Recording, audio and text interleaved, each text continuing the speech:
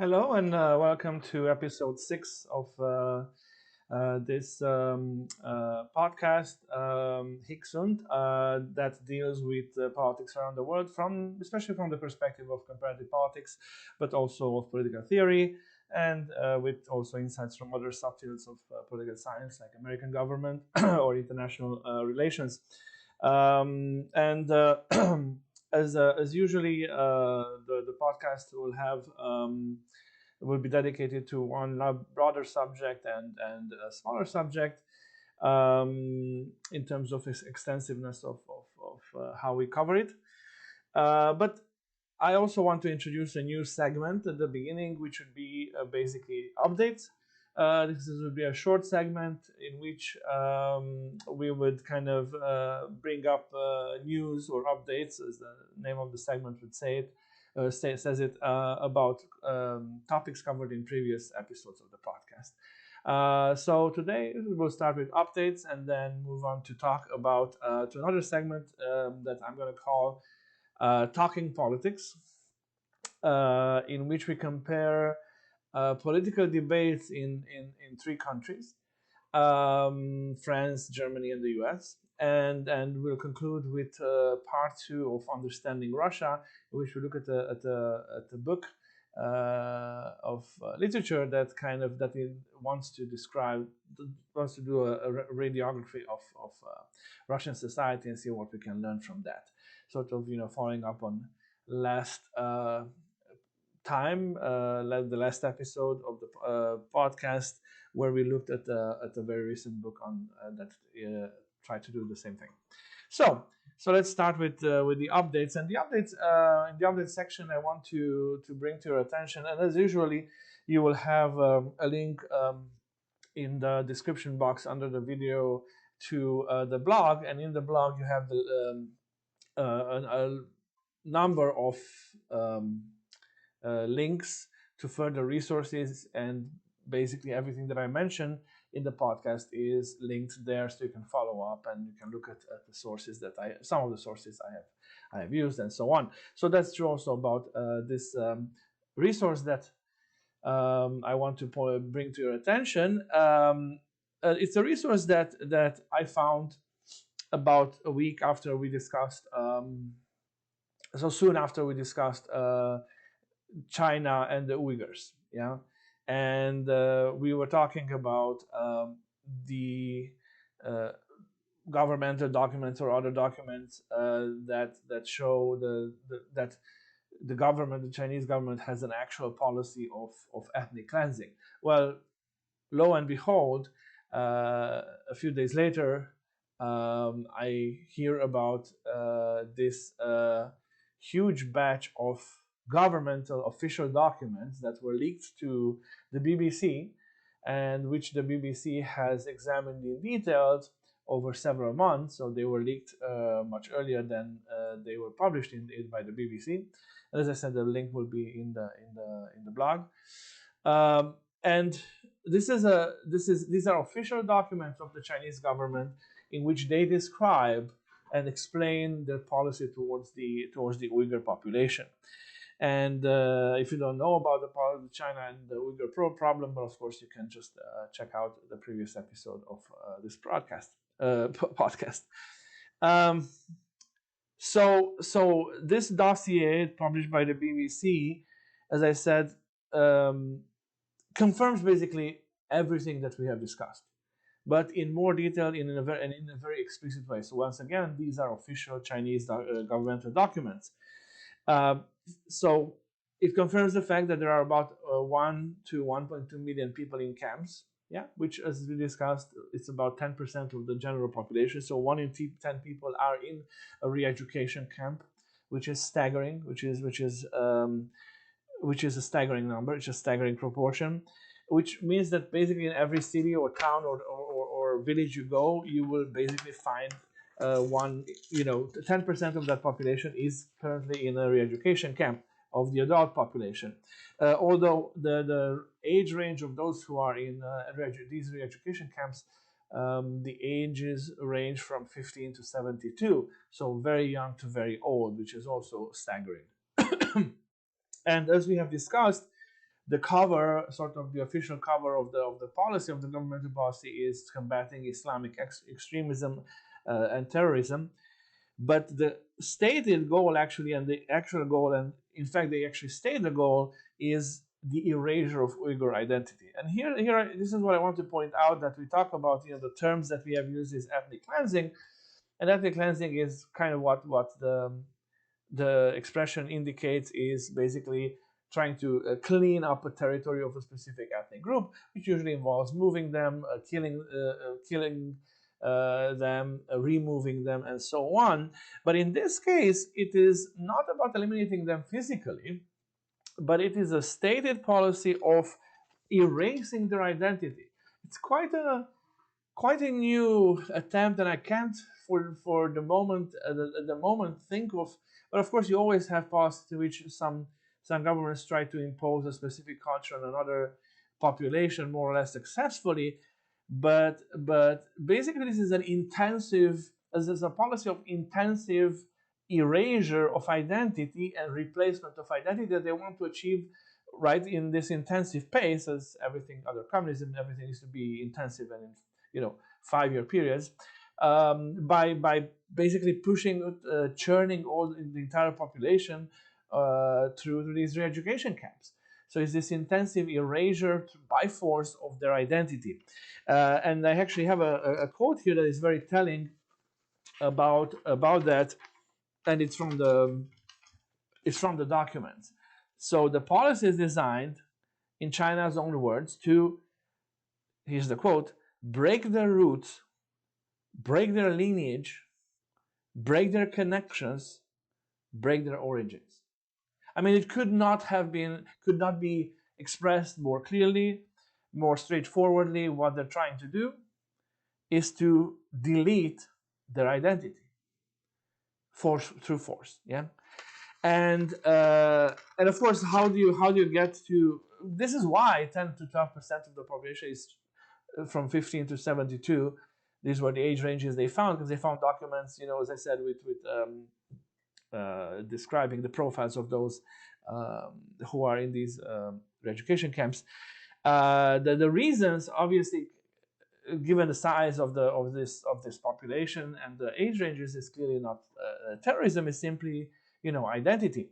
And the formal reasons that they find to send them to these re-education camps are indeed shocking. I mean, shocking if you can still be shocked by the policies of a totalitarian regime or of a communist regime. But so you can be sent to such re-education camps for not drinking or smoking. Because if you don't drink or smoke, that means that you take Islam seriously, that you're a good Muslim, which you're probably a terrorist, right? So for being related to persons who don't drink or smoke, for having studied Quran, and this is information from these official documents, for having studied the Quran with their grandmother for a few days 10 years ago. Yeah, that's another reason. For not using their cell phones, right? Why don't they? Why are they not using their cell phones? The thing is that cell phones are used by the Chinese government for surveillance purposes. So if you don't use your cell phone, it means that you're a dubious person. Or for using the cell phone but having encrypted apps on the cell phone. So you can be stopped on the street and they can ask they will ask for your cell phone and go over it, kind of like the Russians do in the occupied territories in Ukraine. They go over your cell phone to see what is your profile, who do you talk with, and so on. And if you are a dubious person, if you visited the wrong website, or if you have pictures that you shouldn't have, and so on, in the Ukraine case. But that's the same here. For growing a beard under the influence of religious extremism. For growing a beard, yeah. For having listened to a recording of an illegal lecture. Well, this is a classic. This is a communist classic.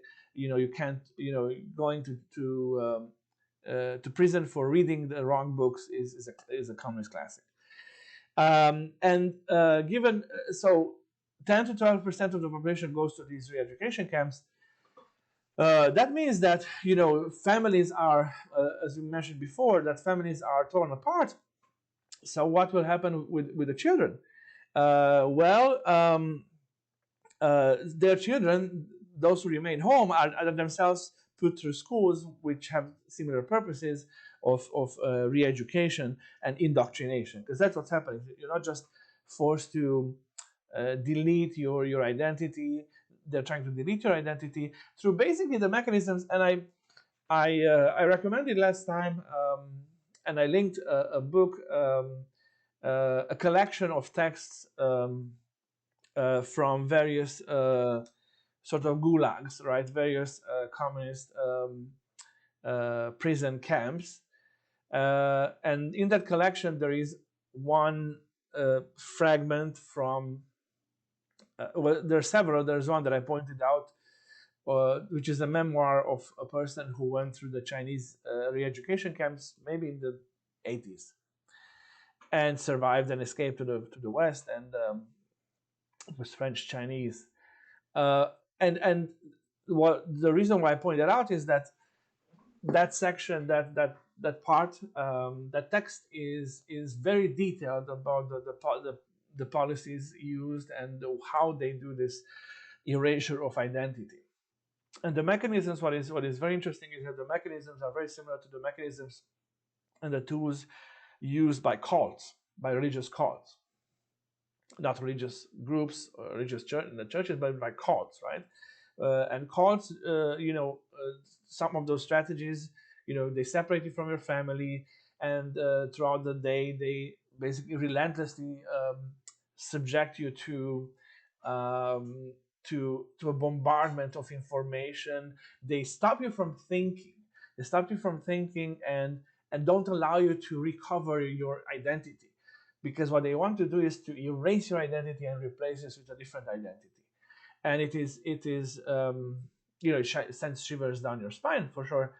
But these are the tools used in these education camps under communism are very similar and were very similar. Now they're using the same thing here, but in this case, they're used to erase ethno-cultural identity and replace it with, I don't know, good Chinese communist identity for people who are neither Chinese nor communist.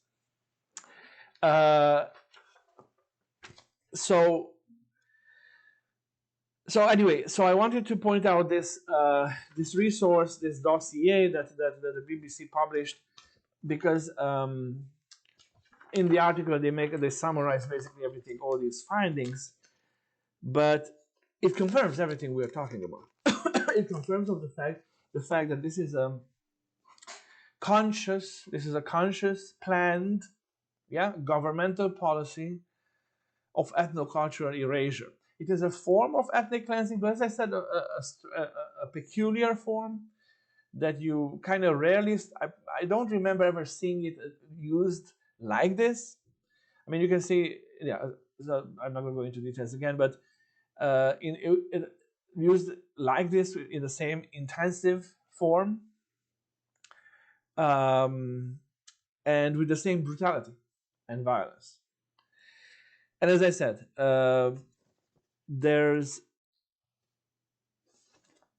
it's also staggering the fact that China, right, the People's Republic of China, which was established as a communist state, but it always had a strong national component. But I wonder if we could, in terms of comparative politics and the concepts we're using, if it would be also time to redefine the regime there, right? Because we all know it's a sort of a communism mixed with some market economy. But if it wouldn't be more correct, giving the viciousness and the importance and clearly the prominence of the nationalism component in the official ideology of the country and the policies that they pursue, that nationalism has become, I would argue, an equally important component of the official ideology as communism. Not that it was ever really different in the sense of that they were so internationalist before, communism is supposed to be internationalist, right? But I'm not sure Chinese regime ever was like that because of historical cultural aspects, and also because of the fact that first they need to build their own nation, right? The nation building, as we discussed last time. What is China, right? China is a construct. So first, let's create China, create communism there, and so on. But my point here is that perhaps a more accurate name for the current regime would be a sort of a national communism, nationalist communism, because clearly the national dimension, uh, nationalism as such, is equally at the heart of the main ideology supporting this regime in China, as is communism. This is also important conceptually going forward, because let's say you have a revolution that will remove the Communist Party from rule. It will not remove the nationalist dimension, because these, although they coexist, they're not logically the same thing, and they don't come from the same roots. And to be honest, the communist dimension has been weakened, except for the leading role of the party, but has been weakened in terms of the influence of the communist principles on the organization of society and so on, and especially on the economy and so on, but not of nationalism, because nationalism um, drives the official policy, and it's nationalism, not patriotism, right? And we distinguish this between these concepts in previous lectures and previous podcasts. And there's also some lectures on this channel that deal with these concepts. I'm not going to go over that again, but it is this ferocious, vicious nationalism that seems to be perhaps an even more powerful driving force of the official, in terms of the official ideology of the regime in power in China. Anyway, so that for the update regarding the situation of China and the Uyghurs, because this just deepens and further supports what we have discussed in the previous podcast. So now let's move on to the main topic of today's podcast, which is, as I said, the title I found is for it is Talking Politics, and what is this about? Well, the beauty of comparative politics, at least from my perspective, is that it goes to the heart of what politics is and of what it takes to understand politics. And this goes back to perhaps the first comparativist whoever existed and wrote about politics that we know of, who was Aristotle. Because Aristotle knew that in order to be able to talk about politics, you need to actually know of politics. But he also knew that politics is not one and the same thing in different societies, that every society develops its own politics. And it also kind of goes to support my definition of what politics is. And the simplest way to kind of state the definition is that politics is the way in which a society organizes, governs, and governs itself, basically. Organizes and governs itself. It's the way in which a society organizes and governs itself. A society, right?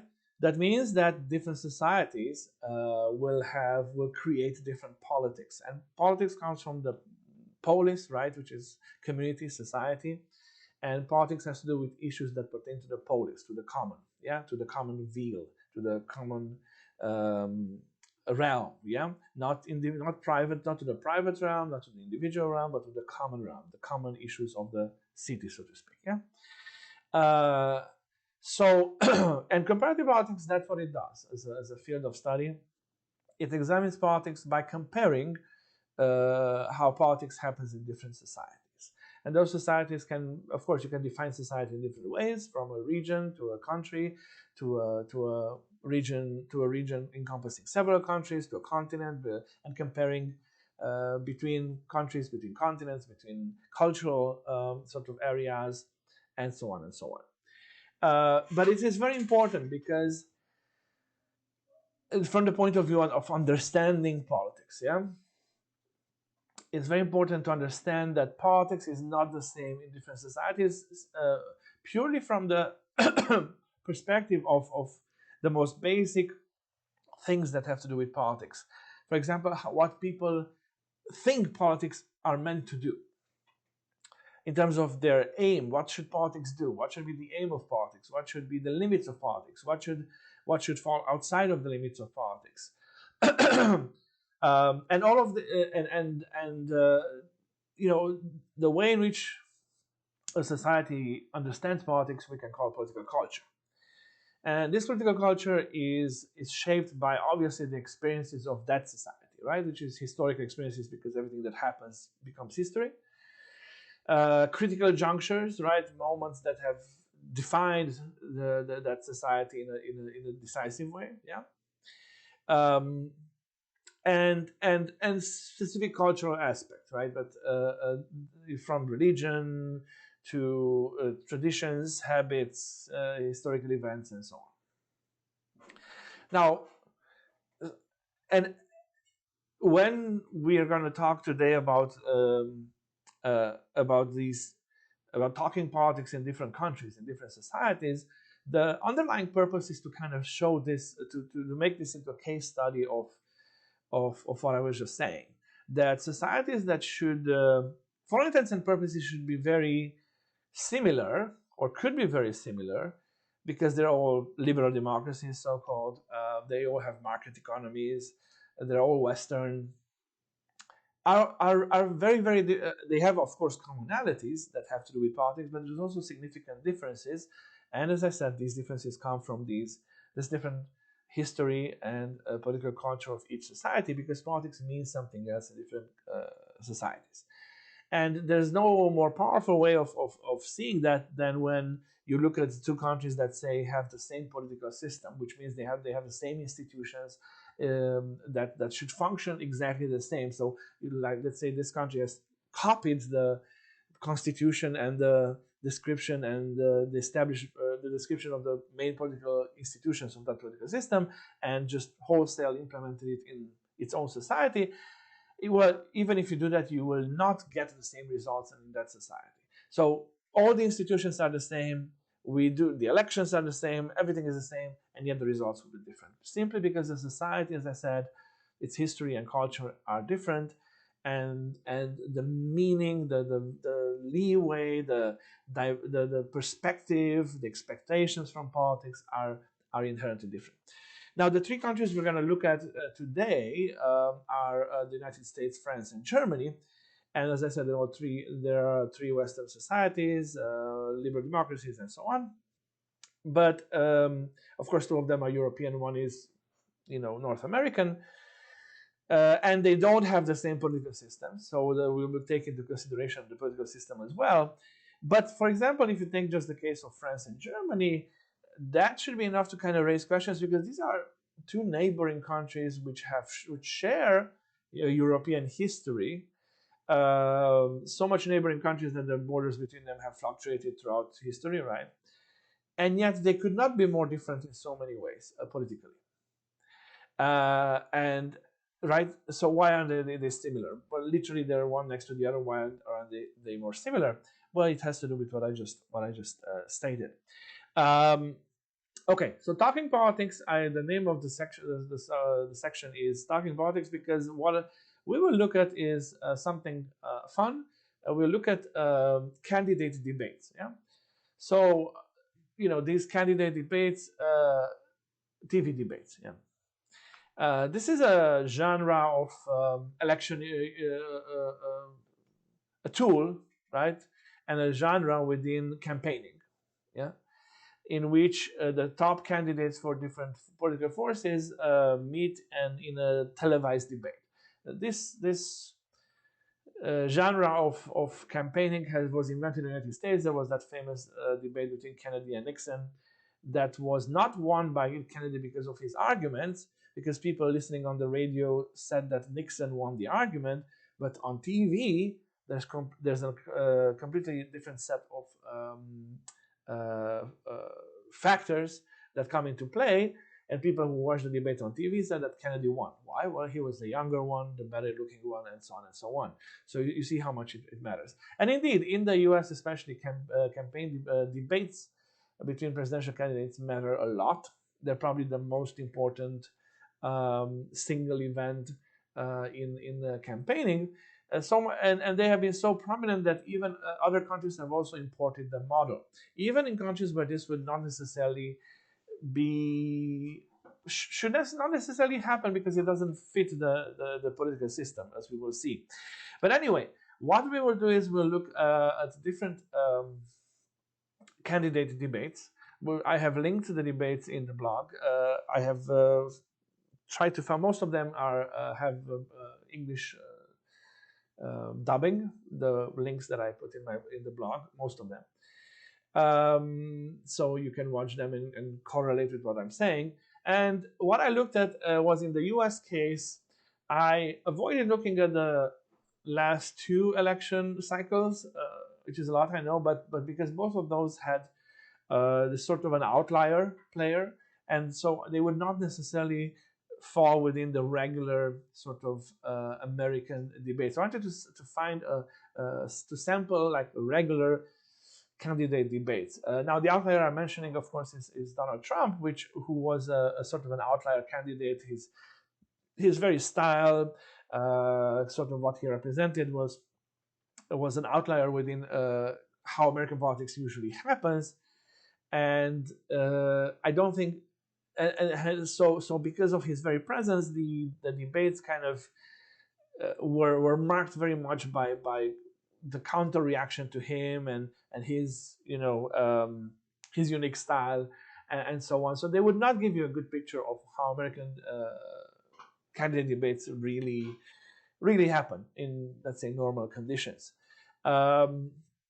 So what I looked at were are two debates in the previous election, where the debates between Obama and Romney. Yeah, so this was the election after the first term of Barack Obama and Romney, and I looked at actually three debates.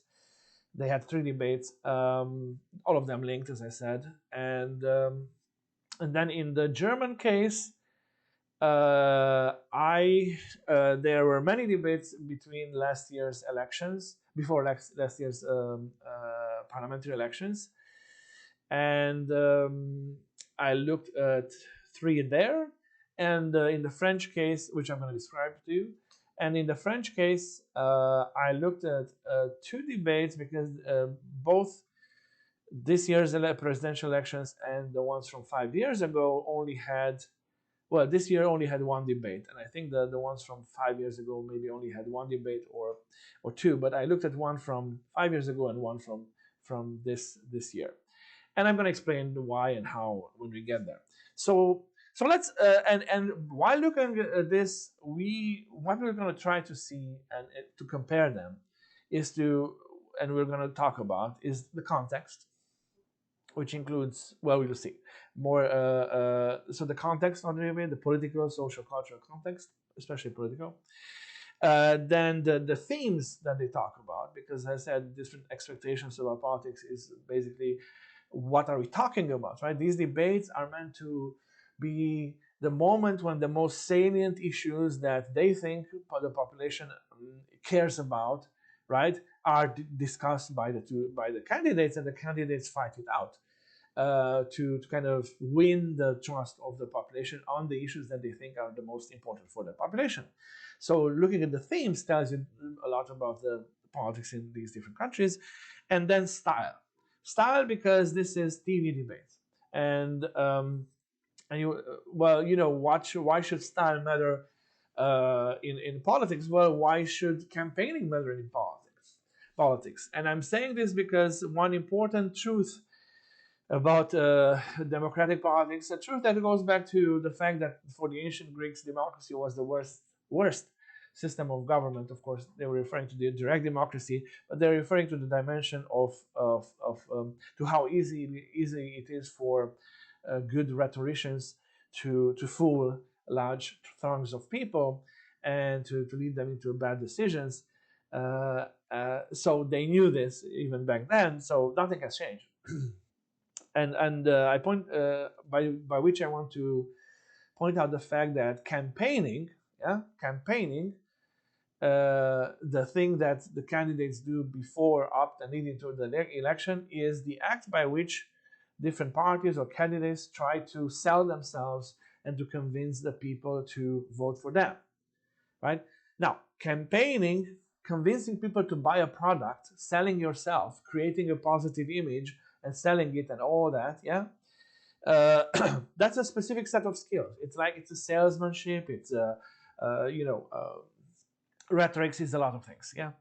Organization, how you organize your party campaign organization throughout the country so that all the entire territory is covered, and you have people campaigning throughout the country, and how you where you spend your money. I mean, that's a skill set. That's just some of the skills necessary to be able to campaign successfully. But what does the selling of the candidate, creating of a positive image, media, whatever, what do these have to do with the skills that we are actually competing for, or the skills that were actually important, that will be actually important in the position for which I'm competing, which is the skill of governing? Running a country, running different departments, ministries, Department of Foreign Affairs and Agriculture and this and that, creating coalitions in the parliament so they support you. The point is that I'm not saying anything new for the literature, but it's an important insight for the layperson, let's say, that the skills necessary for being elected, for getting elected, are not the same skills as those necessary for governing. And yet you cannot, even you can be an excellent policy creator and policy maker and policy implementer, so the skills of governance. And yet if you can't make them vote for you, if you can't sell the product, you will never get to do that. And that's the conundrum, because the population gives them, and by the way, if you don't campaign, they're not going to be voted on. It sounds like common sense, but it's very important to remember that nobody in the population will do, like, except for specialized people or a few people who really care about politics, will make any effort to learn about candidates. It's like with every product. It's like with soap. They need to come into your house and make you pay attention.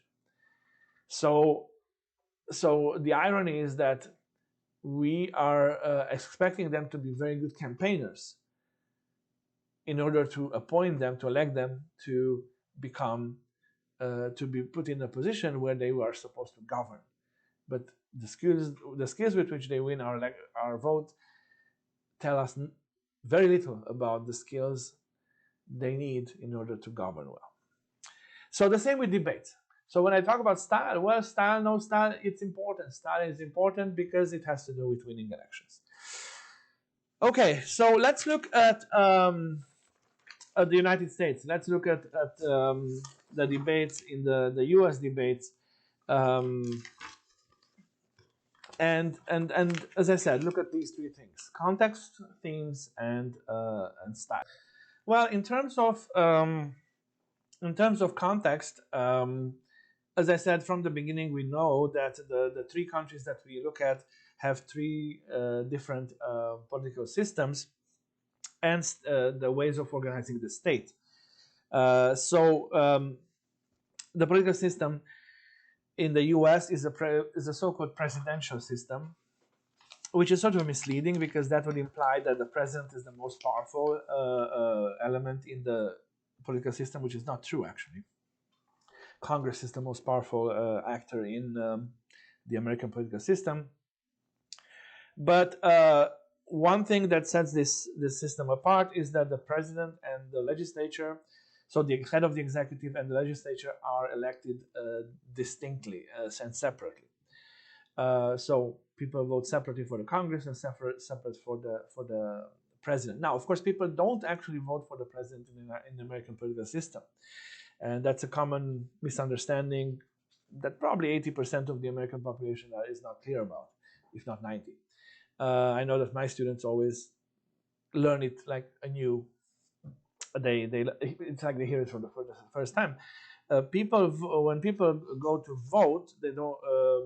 in the vote for the president, they don't vote for the president, they vote for delegates. So you choose which delegates to send to, let's say, to Washington to cast their vote then for the presidency.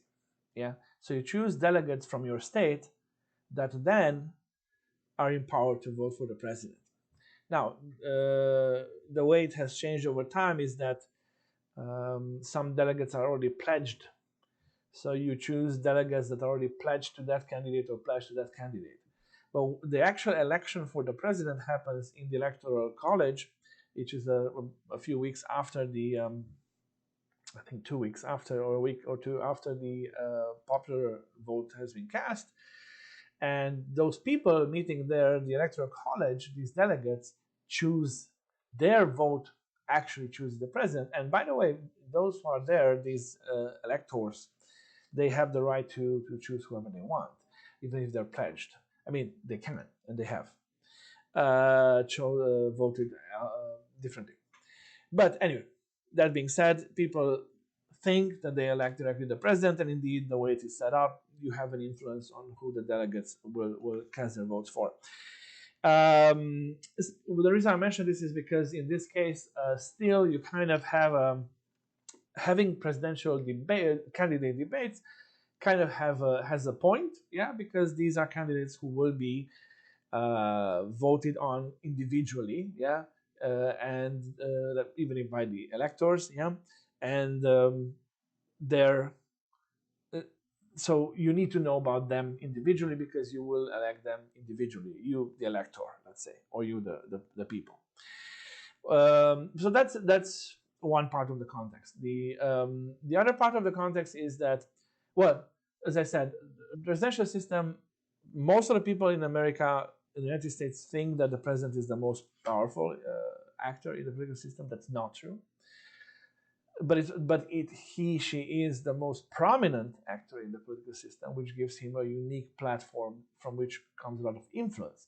But he constitutionally, he has much less power than thought of. At the same time, he is looked at as the most important actor in sort of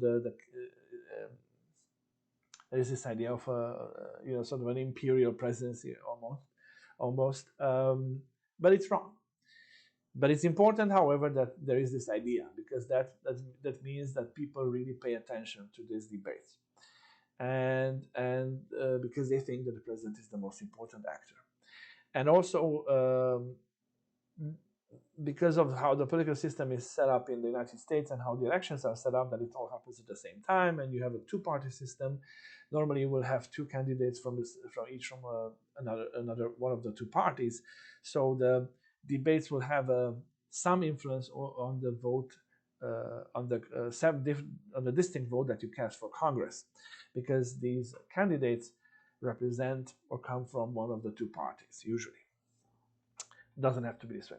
So that's another aspect of the context, that the U.S. has a two-party system, which means that two-party dominate politics. Now, it doesn't have to be this way. There's nowhere written in stone that it has to be only two parties. There's no metaphysical meaning or reason or cause for this, nor are there only two ways of looking at issues or two solutions to problems, as we will see when we look at Germany and France, which are all multi-party systems. But having a two-party system, it creates this sort of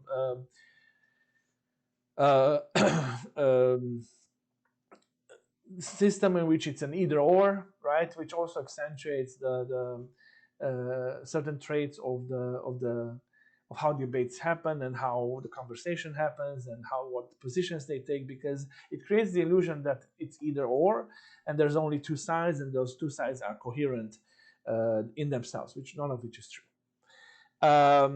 Also important is how the United States, so that's the party system, and then how the state itself, the United States as a state, is organized, meaning that it's a federal state. Now, this is very important because U.S. federalism, again, a thing that unfortunately most Americans don't understand really, that American federalism is a so-called layered cake federalism, or let's call it, that's one of the ways to describe it, which means that the aspects that the federal government governs and the aspects that the state governments govern are very clearly, well, in most of the cases, are very clearly separated, constitutionally at least. Yeah, and not just that, the portion of the cake, the portion of your life that is governed by the state government, which is elected completely separately, which is the federal government has no influence on state elections. Yeah, you elect the government of your state. But the state government actually controls most of your life. It's not the federal government. As I said, unfortunately, most of the people, forget about around the world, but also in the United States, they don't understand that this is a federal state where most of your life is actually governed by the state government alone, in the sense that the federal government has no power to tell the state government what to do. So instead of being like this, it's like this. Certain aspects of your life are governed by the federal government, and that's very, very little. And certain aspects of your life are governed by the state government, and that's a lot. And these are at the same level in terms of separating the aspects of your life that are governed by one or the other. It's not like this. It's not like there's the federal and there's the state government, and then the federal government tells the state government what to do and it executes it. It's like this. They're at the same level. The only few things in which the federal government has the upper hand are things given specifically to the federal government, like foreign affairs and money, printing money, but it's very, very little. And if you don't believe me, check out the United States Constitution.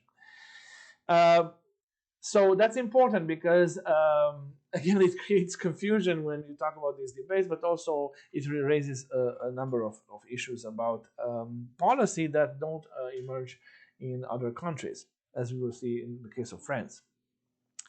And another aspect of context, part of context that is important to pay attention to is the unique position that the United States occupies in the world as well, whether or not it's the sole superpower, I don't care about this sort of let's play with words here. But it is a superpower in the sense that it has interests and it is involved basically in every single corner of the globe. And these interests and these involvements are both political and economic and military. Which means that foreign policy and the world itself, although they, again, sort of paradoxically, the regular United States citizen is much less informed about the world than the regular citizen of most countries around the world, where world events, they're much more exposed to information about the world events. However, world issues, world politics issues, the role of the US in relationships with different countries and in different areas, regions of the world, this issue is plays an important role in domestic politics. So foreign policy, international role of the US, the international involvement of the US plays a role in domestic politics that perhaps is present in France and Germany as well, because they are also powers that have involvement and play an important role, but not to the degree in which it's present in the US. Okay, so that's about the context. Unique context, right? And as you said, as you noticed, already the context creates different sorts of issues and themes and problems that need to be discussed. So as I said, I looked at the three debates between Romney and Obama. Two of them were sort of regular debates, and regular in the sense that there was a moderator and there were the two candidates, Obama for the Democratic Party and Romney for the Republican Party. And the other one was a so-called town hall debate, which is an American genre in which the candidates, this is true for congressional candidates, they go from town to town, yeah? And they have town hall, sort of, okay, the people from that place come and they can ask questions, the candidate talks to them and they can ask questions, interpolate him or her directly. So these sort of town hall meetings are a typical American tool of campaigning, and they have also organized town hall style debates for American presidential candidates. So let's take a look actually at a couple of these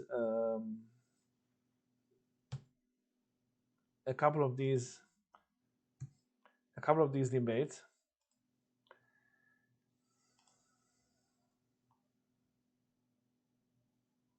Let's see. Between the two of you. Now let's move to healthcare, where I know there is a clear difference, and that has to do with the Affordable Care Act, Obamacare, and it's a two-minute new segment, and that means 2 minutes each, and you go first, Governor Romney. You wanted repeal. You want the Affordable Care Act repealed. Why? I sure do. Well, in part, it comes again from my experience. I was in New Hampshire. A woman came to me and she said, look, I can't afford insurance for myself or my son. I met a couple in Appleton, Wisconsin, and they said, we're thinking of dropping our insurance. We can't afford it. And the number of small businesses I've gone to that are saying they're dropping insurance because they can't afford it, the cost of health care is just prohibitive, and we've got to deal with cost. And unfortunately, when you look at Obamacare, the Congressional Budget Office has said it will cost $2,500 a year more than traditional insurance. So it's adding to cost. And as a matter of fact, when the president ran for office, he said that by this year, he would have brought down the cost of insurance for each family by $2,500 a family. Instead, it's gone up by that amount. So it's expensive. Expensive things hurt families. So that's one reason I don't want it. Second reason, it cuts $716 billion from Medicare to pay for it. I want to put that money back in Medicare for our seniors. Number three, it puts in place an unelected board that's going to tell people ultimately what kind of treatments they can have. I don't know how the president could have come into office facing 23 million people out of work, rising unemployment, and then small business. Let's see what he says. Mr. President, the argument against repeal. Well, 4 years ago when I was running for office, I was traveling around and having those same conversations that Governor Romney talks about. And it wasn't just that small businesses were seeing costs skyrocket and they couldn't get affordable coverage even if they wanted to provide it to their employees. It wasn't just that this was the biggest driver of our federal deficit, our overall healthcare costs, but it was families who were worried about going bankrupt if they got sick. Millions of families all across the country. If they had a pre-existing condition, they might not be able to get coverage at all. If they did have coverage, insurance companies might impose an arbitrary limit. And so as a consequence, they're paying their premiums. Somebody gets really sick. Lo and behold, they don't have enough money to pay. Okay, and here's the town hall debate. Oh, so what I've tried to do is be consistent. With respect to something like coal, we made the largest investment in clean coal technology to make sure that even as we're producing more coal, we're producing it cleaner and smarter. Same thing with oil, same thing with natural gas. And the proof is our oil imports are down to the lowest levels in 20 years. You see, oil production is up, people natural gas production is up, and most importantly, we're also starting to build cars. And then each candidate kind of walks around and answers it. And that's creating jobs. That means those cars can be exported because that's... But that's not what you've done in the last 4 years. That's the fun part, that they are closing. In the last 4 years, you cut permits and licenses on federal land and federal waters in half. Not true, Governor Romney. So how much did you cut them Not by? true. By how much did you cut them by then? Governor, we have actually produced more oil. No. How much did you cut licenses and permits on federal land and federal waters? Governor Romney, here's what we did. There were a whole bunch of oil No, companies. I had a question, and the question was, how much did you cut them by? How much did you cut them by? I'm happy to answer the question. All right, and it is? Here's what happened. You had a whole bunch of oil companies who had leases on public lands that they weren't using. So what we said was, you can't just sit on this take away those leases, and we are now reletting them so that we can actually make a profit. And production on government land is down. No, it isn't. Production on government land of oil is down 14%. And production on gas is recognized that we have not produced more oil and gas on federal lands and in federal waters. And coal production is not up. Coal jobs are not up. I was just at a coal facility where some 1,200 people lost their jobs. Comes from Mary Polano. Polano, sorry. Hi, Mary. Governor Romney, you have stated that if you're elected president, you would plan to reduce the tax rates for all the tax brackets and that you would work with the Congress to eliminate some deductions in order to make up for the loss in revenue. Concerning these various deductions, the mortgage deduction, the charitable deductions, the child tax credit, and also the, what's that other credit? I forgot. You're doing great. Oh, I remember. The education credits, which are important to me because I have children in college. What would be your position on those things, which are important to the middle class? Thank you very much. And let me tell you, you're absolutely right about part of that, which is I want to bring the rates down, I want to simplify the tax code, and I want to get middle-income taxpayers to have lower taxes.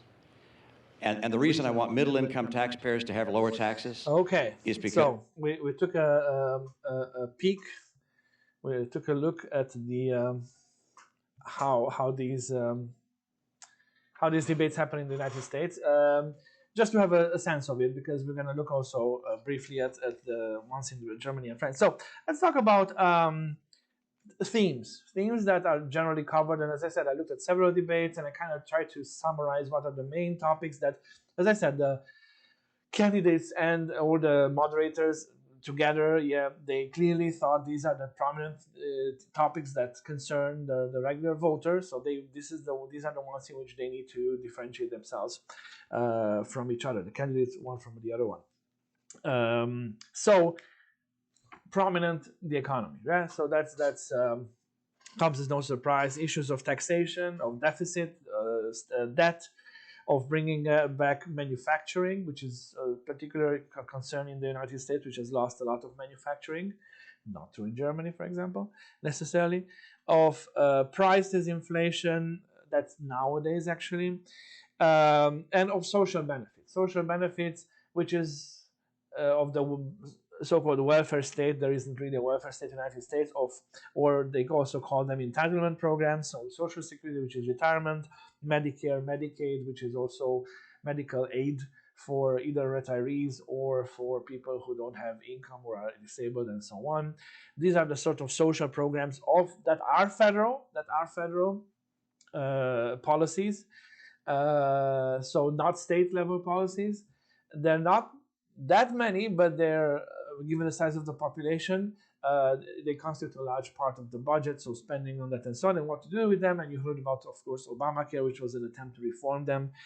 And that takes us to healthcare, right, which is there's no state healthcare here, as you know, in the United States. It's all private, but it's a constant problem because of huge costs, lack of accessibility in the sense of if you don't have money, you don't have healthcare, basically. So that is a recurring issue, and you heard about Obamacare and so on. Other topics that are prominent in the U.S. debates, and again, I looked at these debates specifically from 2012 or Obama-Romney, but I also kind of consider the ones that followed and previous ones because I have been following those forever. So I am informed by more than just these three debates. But I looked specifically at these three debates.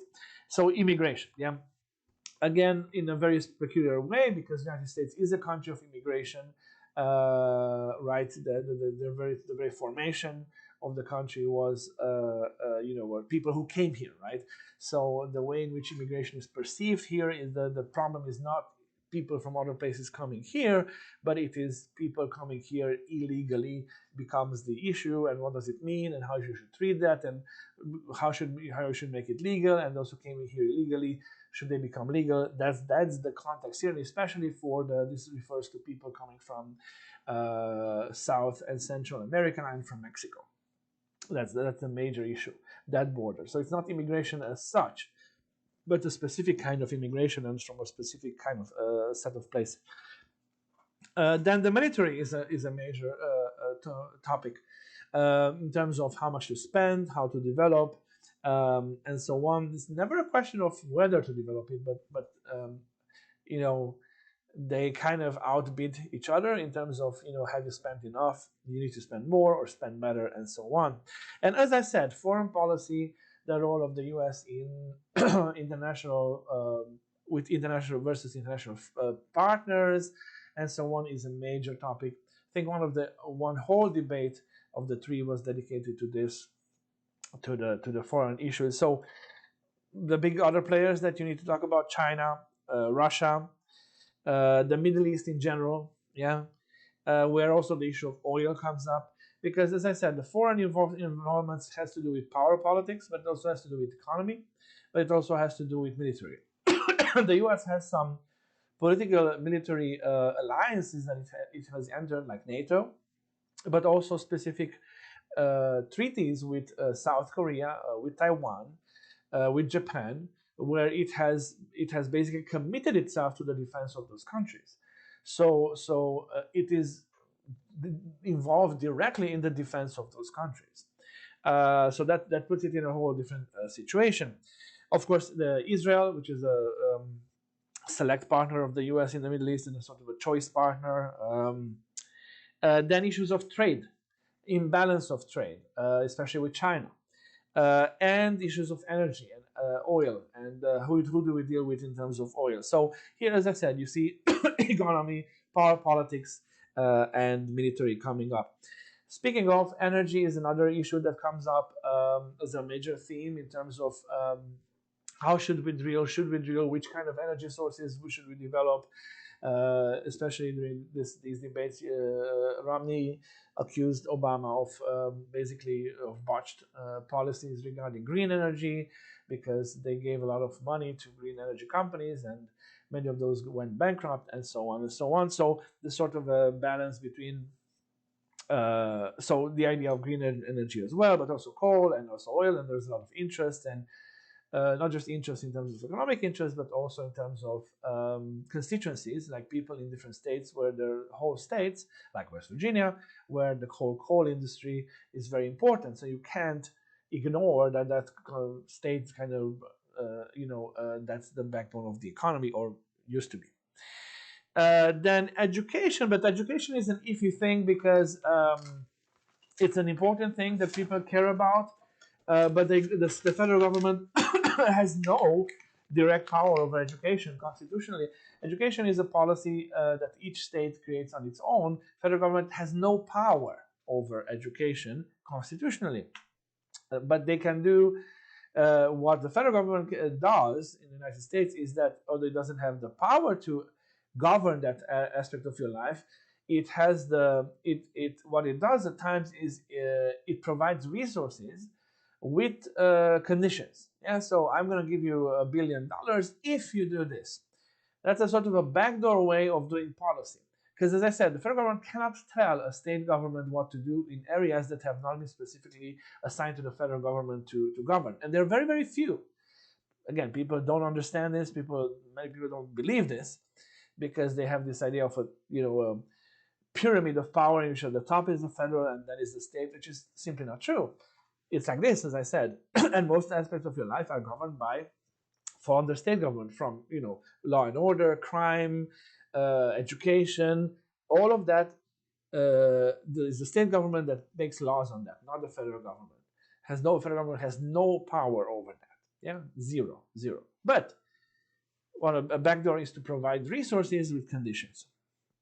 So that's kind of where education comes in, or if they find sort of a same with healthcare, by the way, but or if they find a federal sort of dimension, like rights, right, which would be the part of the Constitution with the amendments to the Constitution, and so in the name of protecting rights, they take policy decisions that affect aspects that would not fall under the power of federal government otherwise. And that can affect education, for example. But anyway, people will expect the federal government to do something, even if the federal government is not supposed to do something in that field. So issues of affordability of education can come up, student debt. Again, none of this falls on the federal government, but federal government does tax you, and it can give you tax exemptions, as you just heard from the debate. So it can give you tax exemptions for education and so on. So it can indirectly affect that. And as I said, because of this specific way in which the US is organized as a state, as a federal state, one specific set of issues is the relationship between the federal and the state government. That comes up, and the role of the states, and in which case should we leave the states to do whatever they want, and in which case should we kind of jump into it. And for example, Obamacare was a typical example of an issue. Healthcare is not in the power of the federal government to regulate. That falls uniquely and exclusively under the power of state government. So how in the world do you pass a federal law that actually creates a healthcare program? Because you don't have power to do that. The federal government cannot govern that, cannot pass a law on that issue. Well, again, you will try to find backdoors and interpretations of the Constitution, and it's not really an insurance, it's a tax. Federal government can tax, so we can do this. Or you create a sort of a two-tier policy making, as I said, in the way that you promise state governments money if they do something. Yeah. So I don't have the power to pass laws in healthcare, but I promise the state government that if they implement this healthcare policy, they get money. Now, a few state governments will say no to that. So that's one way of doing it. But this idea of what to do with state governments, and especially the Republican Party nowadays, not historically, but especially nowadays, the Republican Party, you hear arguments for that the states should be left to do their own thing. In certain aspects, this idea of the states as laboratories of policy in which they try out different things, different states do it different ways, and then we can figure out what's the best. And then there's ideological issues, and here's the thing that again perhaps is not very obvious, not neither to an American nor to someone from outside the United States. Namely, that that American politics is highly ideologized. It's quite staggering the degree to which the United States politics is ideologized. And here I'm using the word ideology in the sense in which I have defined it in previous podcasts, and or look at some of the lectures within the same YouTube channel where I define the term ideology. But I don't want to go over that again. But I use the term in this hard sense of hard ideology. And it is in that sense that I state that the United States politics is highly ideologized, and or people talk about the increased partisanship. And this is perhaps a relatively new, recent phenomenon, kind of traceable to the 90s. But this increased partisanship in which the two parties, especially because it's a two-party system, have pulled so far away from each other that there is very little common ground anymore, because they are basically blackmailed by certain constituencies of the given party, certain talking heads, certain figures, popular figures, like radio talk show hosts or TV talk show hosts or pundits, fiery pundits, and also because of other factors like the primary system. I'm not going to go into this, but there's an undue influence given to the extreme sort of constituencies within a given party. For example, with primaries is the system through which each party chooses the candidate it will run in the general election, and it chooses it between different candidates from within the party. So when different candidates from the same party vie to become the candidate of the party for the specific position. That's true in Congress, that's true at the presidential elections. And so then who casts a vote? How is it decided who do we send as a party? Well, in most countries, it's done within the party system. The leadership plays a role. There's a vote in the General Assembly. Here, it's through voting of the membership, meaning of the general membership. It's like election before the election. So before you even have the national elections, each party has its own internal elections in which people vote, but not the party organization, but people vote. Members of the party or not, there's different types of primaries. And those people, let's say the members of the party, get to vote to choose candidates. But who shows up at these primaries is mostly the people who are most committed and most in sort of fiery about the given party, so mostly to the extreme. So primaries are more, the people who vote in the primaries are more to the extreme than the people who vote in the general election, which means that the candidate, it might happen that the candidate chosen for the given party is too extreme for the general election, because in the general election is the entire population who votes. Okay, without going into further detail on this issue, this is another factor. Besides the rise of the 24-hour news cycle, social media, as I said, talk radio played a huge role. That led to this increase, what's usually called increase in partisanship, but also to a highly, which is not exactly the same thing as what I'm trying to point out, it's a highly ideologized politics. And that's a problem, because politics, nationally speaking, or in a society, politics is the art of the possible.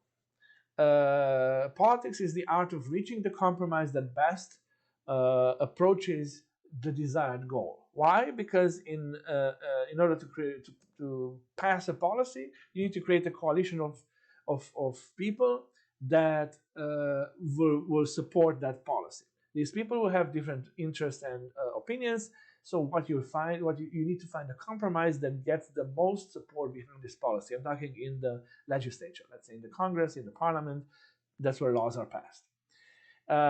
So inherently, and it's rightly so, because the society at large has a whole range of opinions. You cannot do extreme policies, but extreme policies will never represent the will of the majority, so to speak. And that's kind of what we are trying to do, right, in representative democracy. So ideology which pushes the parties to not just to the extremes, but also to unmovable positions. You cannot deviate from purity in ideology, yeah, because then you are wrong, you are evil, yeah. The more ideologized the party becomes, the more ideologized parties become, and politics becomes, the less common ground you are allowed to find. Not that you don't want to find, but if you're trying to work for common ground, the ideologues in the party will crush you, will kill you in the public debate, telling you that you're a fake Republican or a fake Democrat. Whereas, as I said, politics is the art of the compromise. And an ideologized society also doesn't want to find common ground. And yet, a divided house will fall. So anyway, that is an ongoing problem of American politics, and also shapes political debate, because that will pop up in debates either by avoiding certain subjects or by being very rigid on certain subjects, especially in debates, because you need to, in the debate, you don't just talk to the general population asking them to vote for you.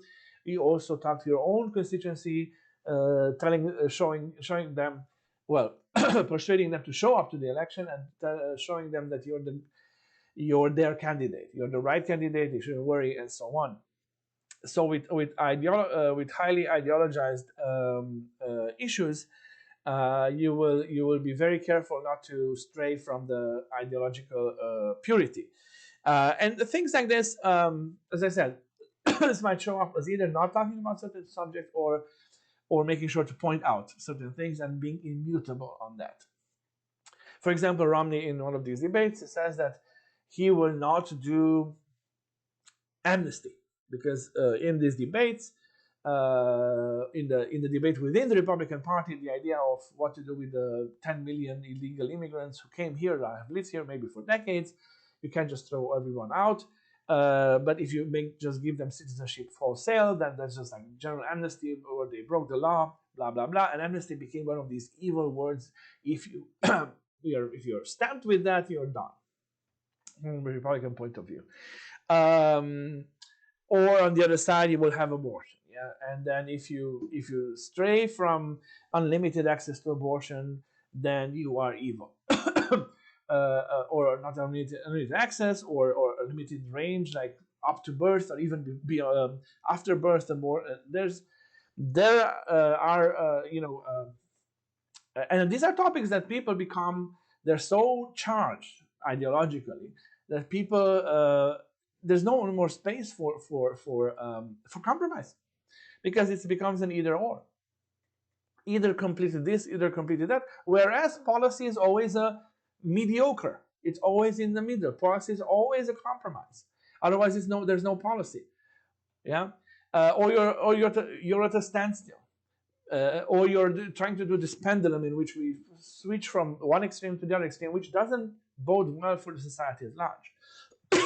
Anyway, I'm saying this to kind of show you the sort of the context, yeah, the political culture that we're talking about, and showing it to you in the sense that, well, this, for example, for an American, this sounds normal. But I'm trying to point out that this is not normal, nor is it abnormal, but it is something that is happening right now in the United States. It was not like this in the United States 30 years ago, in the 80s, let's say. And it's not like this in other liberal democracies, so it doesn't have to be this way. There's no set, it needs to be this way, and this is how politics should happen. That's what we're talking about. We're looking at how politics are very different from country to country.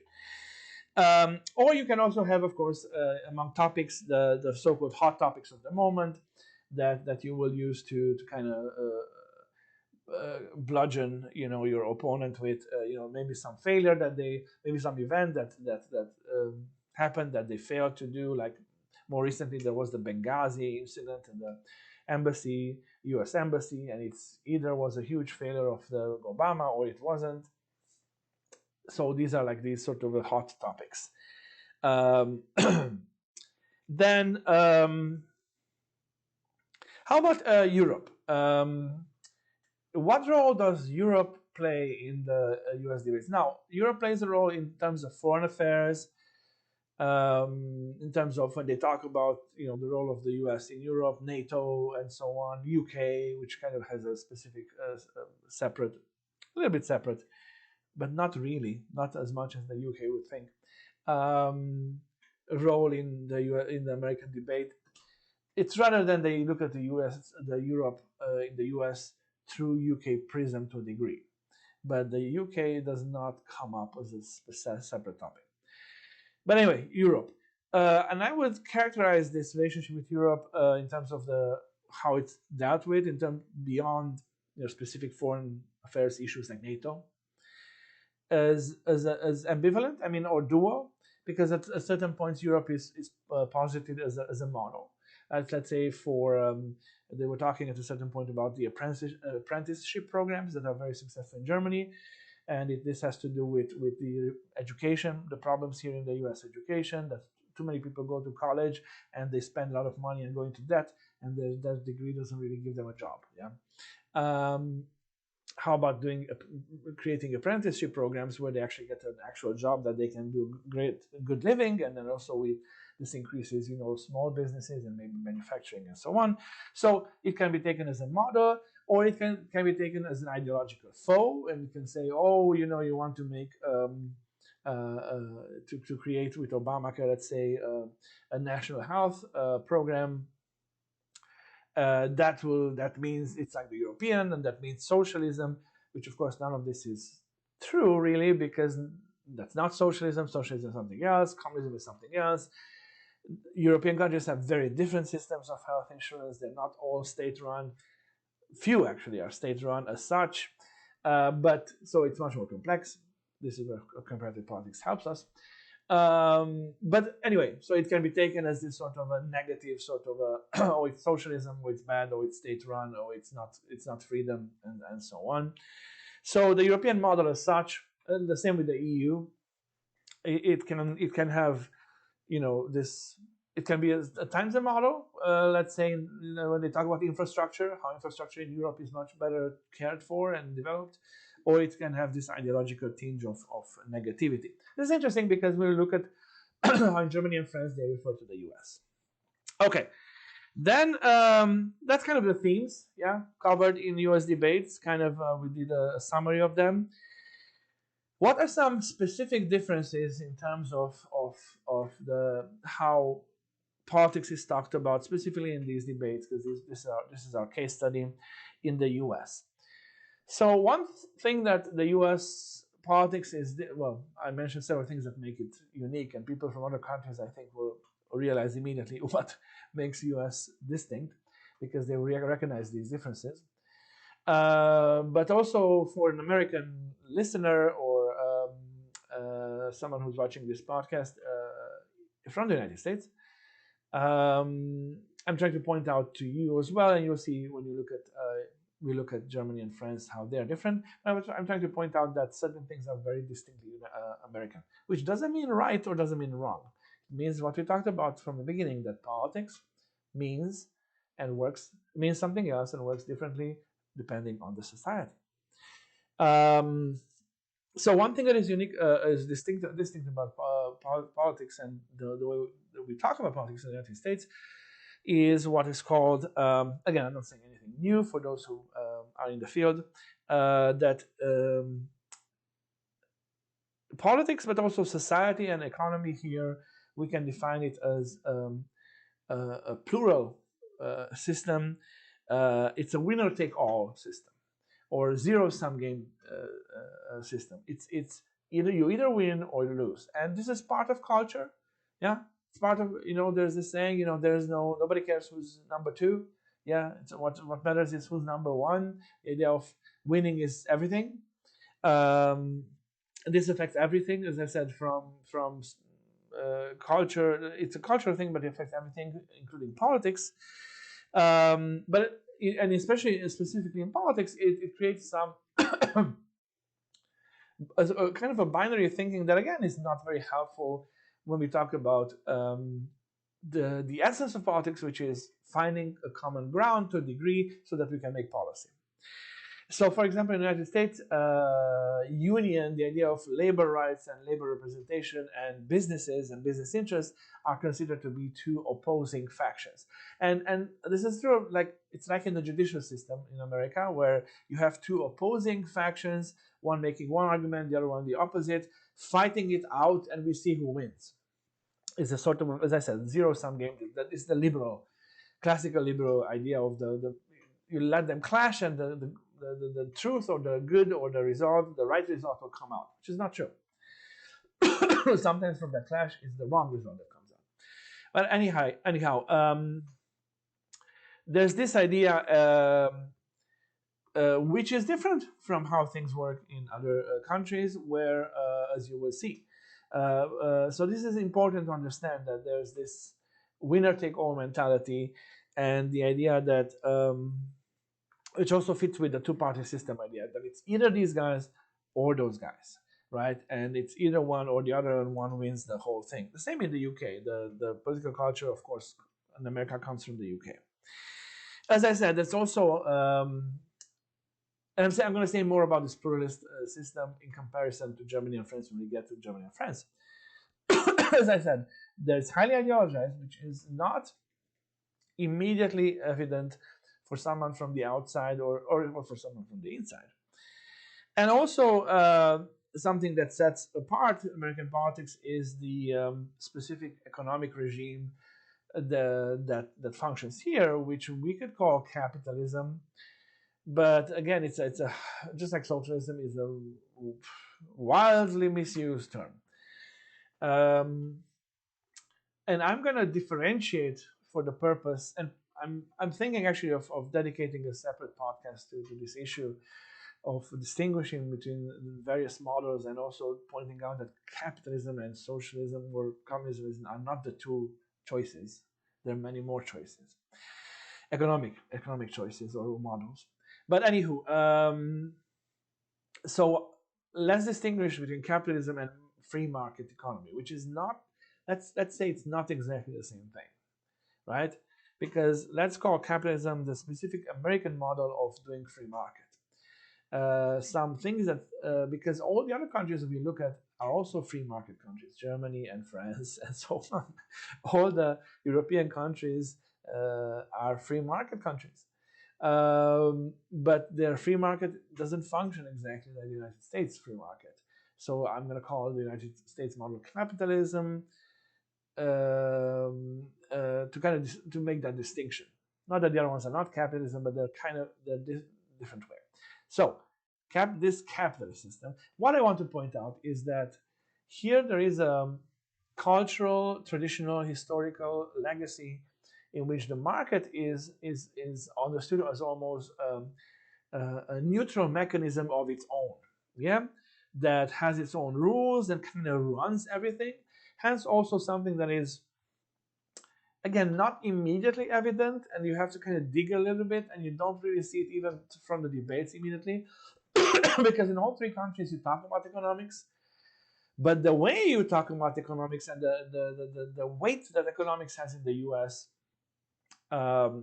is different fundamentally, although the topic of economics is prominent equally in all three countries.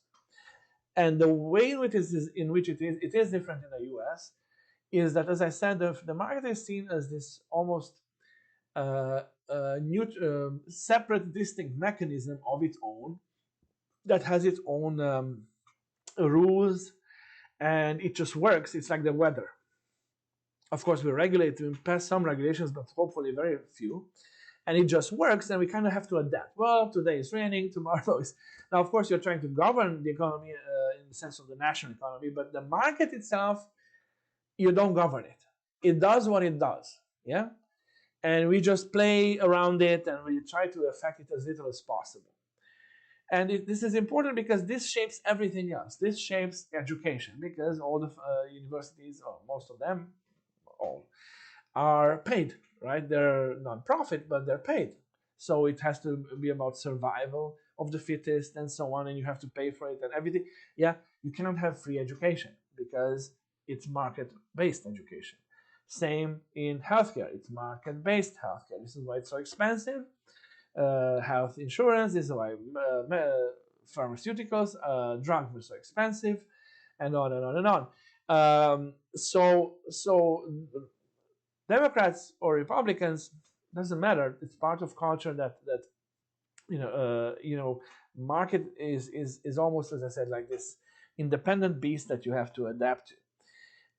And that makes it very peculiar and distinct, American politics and the conversation about politics, and also makes economics in an even more weighty subject here, because it really affects, I mean, it's true everywhere, it affects your daily life, but because a lot of the concerns of the everyday American citizen is literally with survival.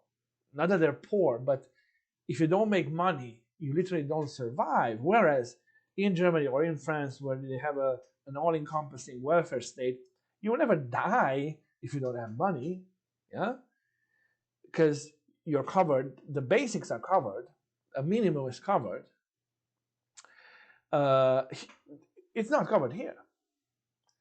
So economics becomes, because it is such a weighty thing, and it's such a powerful thing, it's also a potentially very destructive thing and force in everyday human life. Again, what I'm trying to point out are these cultural differences that are also economic and social, but that are not necessarily visible either from the outside or from the inside, because in the inside you think it's normal, in the outside you don't see it, yeah?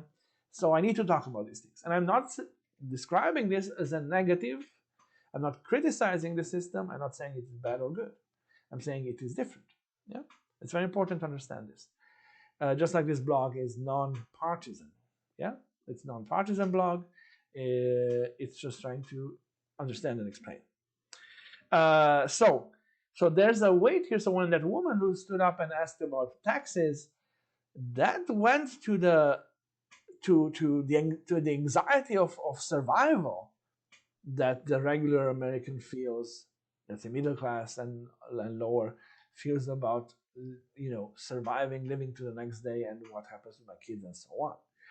So the weight of the questions is somewhat different. Okay, and finally, there's another cultural aspect that is peculiar and specific to America, which you will not find in France. You'll find other things there, or in Germany, is this idea that America needs to be number one. And this, again, it's an implicit thing. It is, and again, I'm not criticizing it or saying that it's bad. It is just what it is. But you need to understand that it is. that this idea of U.S. is number one. I mean, anyone standing on that debate stage, and saying that U.S. should not be number one would be burned alive, because that's kind of okay. You undercut your whole thing. I think it was Jimmy Carter, who talked about malaise, the American malaise. You can't talk about American malaise. You have to project a positive, happy, prosperous future for America, and tell them that you're going to deliver that. You can't base your argument or kind of quote your campaign in this idea of we suck and it's bad. Nobody's going to vote for you. Nobody's going to vote for you, even if it's true, because that's not the language of politics, or the language of economy, or the language of publicity. Yeah, you need to sell a positive view of the future. Even if you criticize the other guy, what you're selling is ideal.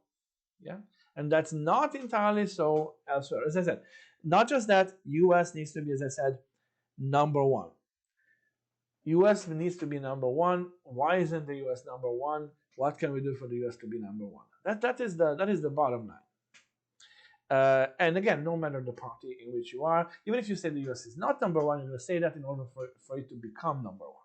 Yeah, because that's the natural state of affairs, or should be. Yeah, that's the idea. Okay, and so we talk about context, we talk about themes, we talk about specific differences in the U.S. case. Let's talk about style, right? Context, theme, style. Now, what did you get from this debate? The first one perhaps seemed a little bit boring, but it wasn't actually. You noticed perhaps that they're very respectful towards each other. They're also very controlled. The body language and everything is very much controlled. And what is the image that comes across when you look at these candidates? Look at how they're dressed. Look at how their hair is combed and everything. They look like salesmen. They look like businessmen, right? It's like two businessmen. If you wouldn't know, if you wouldn't know the guys, and the volume would be zero, yeah, put to minimum, you would think that they're salesmen. They're selling you something. It's a business debate. It's about business. Yeah. Indeed, that is the image. It's that they're looking for. It's not the intellectual. It's the businessman that is sort of the ideal, yeah, image that they're aiming for. Also, in terms of style, as I said, it's respectful, but being a debate, it's very important. And these debates, as I said, are very important. It's very important to do two things. One is to dominate the debate, but without being aggressive or rude. They don't like if you or too uncontrolled. There was a famous moment in the 2000s when Howard Dean, a Democratic candidate, during the Democratic primaries, after winning one primary in one state, he kind of gave out a yell, like a yeah, longer than this, and that destroyed his candidacy. That destroyed his campaign. That ended his campaign. Because it's like, who is this guy? He's like a drunk, hockey fan or something. Sorry, hockey fans. But you know what I mean. So it has to be controlled. It has to be measured. It has to remain respectful and civilized. But you have to dominate. You have to drive the conversation. In these three debates that I looked at between Romney and Obama, Romney dominated, kind of ran the first debate, because Obama was very complacent and kind of going along, very nice. But remember, this is not a conversation, it's a debate, and you need to win. Again, win. Winner takes all. And then Obama changed the second and third debate, and you saw it in the town hall, how he was much more aggressive and physically also much more present. So again, what does this have to do with governing, right? With policy making skills. But you need to drive the debate, to kind of dominate subtly, run the discussion. have the upper hand. And also it's important, certain jabs or memorable expressions become very effective, because then they're repeated and kind of they become sort of labels that you put on the other. And especially exactly in this campaign, during one of these debates, you had they were talking about foreign relations, and you had Obama asking Romney, so who do you think is the biggest threat to the United States? This is 2012. And Romney said, the biggest threat is not China, is Russia. To which Obama laughed and said, well, the Cold War called, they want their candidate back or something. The idea is that what you're talking about belongs to the Cold War, you're behind, you're not up with the thing, and the real enemy is China. Well, we are 2022, we all know what the biggest conflict today is and what is the biggest threat to world peace right now. Not that China is not a factor, but yeah, it turns out that Romney was right, to be, as certain articles said a couple of months ago. That he pointed out rightly that Russia is a salient issue. And indeed, Obama's foreign policy, without going into detail, made huge mistakes in terms of reorienting it and forgetting basically Central and Eastern Europe, as if that's not an issue, to the chagrin of the Poles and of the Baltic states. And well, guess what? We are reaping partly that contributed to what's happening, partly, of course. The blame always is actually the Russian government. But we cannot cover the fact that that was also a factor, this neglect of Russia. So anyway, but in that campaign, what I'm trying to say here is that in the campaign, it was a very successful jab at Romney that really labeled him as, you're not up to par with foreign relations, I'm hip and I know what's going on.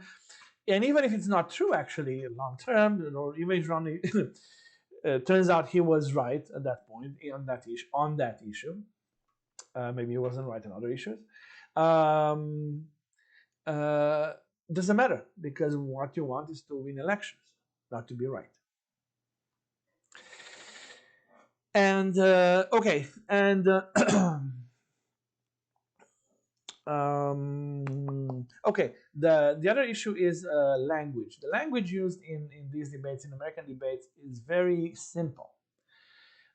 Is generally accessible. They talk about difficult issues, but it's always couched in very generally understandable, accessible terms. They rarely use technical terms. They avoid technical terms or fancy terms. They will give a lot of numbers, yeah, if need be. They're not afraid of giving numbers to back their assertions up, but the general discussion is it needs to be universally accepted, it needs to be universally accessible, and not very technical. And then finally, let's talk about visuals here. Again, notice the two candidates. They're both slick and good looking and tip top, and they could be actors. In a Hollywood movie, it's like how people talk about Washington D.C. Washington D.C. is the center of politics. Hollywood is a center of movie making business, right? Different places have different focuses, and they sometimes people refer to Washington D.C. as like Hollywood for ugly people. Meaning a lot of the same mechanisms that function in Hollywood also function in politics, only for less attractive people. But however, attractiveness to a degree, slickness, how you look, polished, this polished look, you need to look young, you need to look healthy, generally speaking. Yeah, that is always aimed. Young, healthy, attractive, slick, the successful businessman, dynamic, virile to a degree. All of this, notice, is part of the appearance. And of course, there's always outliers, but not always successful, or if successful, it's because of specific context. When McCain ran, he was attacked that he was too old. Now, when Hillary ran, she was equally old as McCain ran, but the things changed. And when Biden ran against Trump, well, he ran against Trump. So basically, as I said, that election was peculiar, so we can't use the same criteria. But generally speaking, for example, when periodically, once a year maybe, the United States president has his health checked, and that's in the news. Nowhere else. Nowhere else. This annual health check is nowhere else in the news. But it's as part of the same sort of image that you're looking for, the successful, businessman. And very, very vital, not virile, but vital. That's the word I was looking for. Vital. Yeah, alive, happiness, success. Now. And finally, I'm going to end with the idea, I'm pointing out that debates matter a lot in the United States politics. These candidate debates. And there's always a question of who won a debate, again, because someone needs to win, always. You watch this debate, you're saying, well, I don't know who won, because they both said things, and perhaps I don't agree with that, or agree with that, but like winning, I can say if they won, I will vote for Jim, but I'm not going to say that Jim won.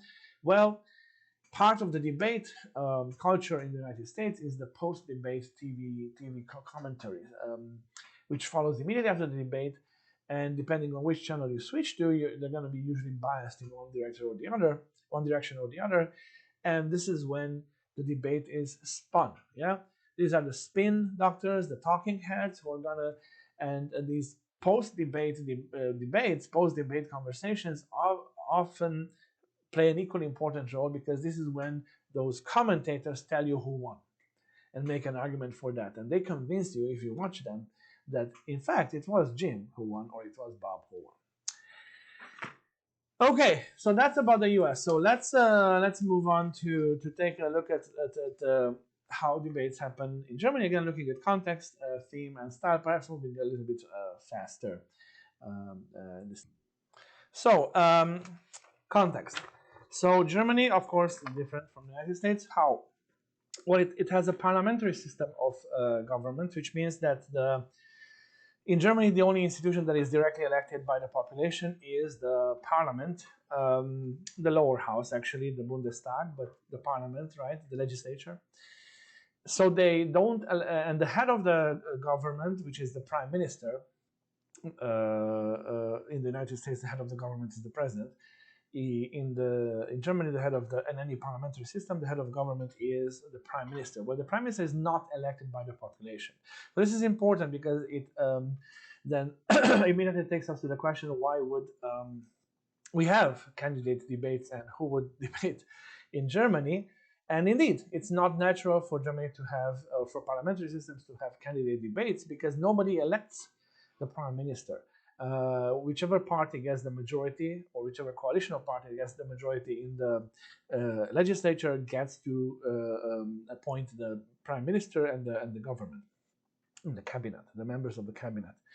However, because parties are fairly hierarchical in Germany and in many parliamentary systems, there's a clear leader of the party, which is not true in America.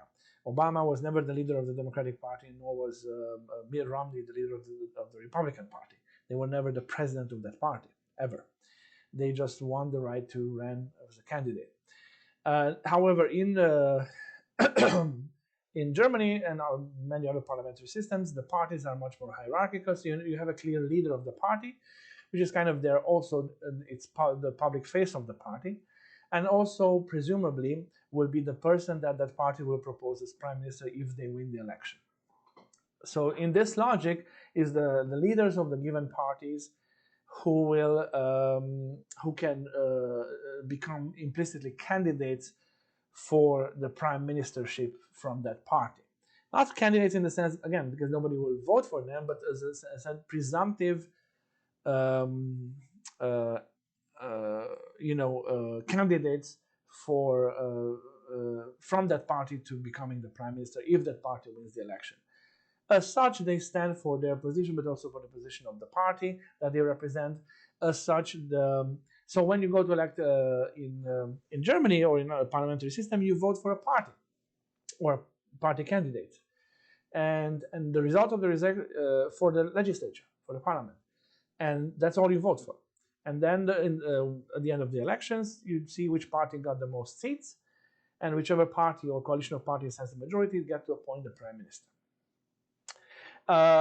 So the debate of the candidates are basically debates of the presidents of or the heads of these different parties, and also presumptive candidates for the prime ministership from that party.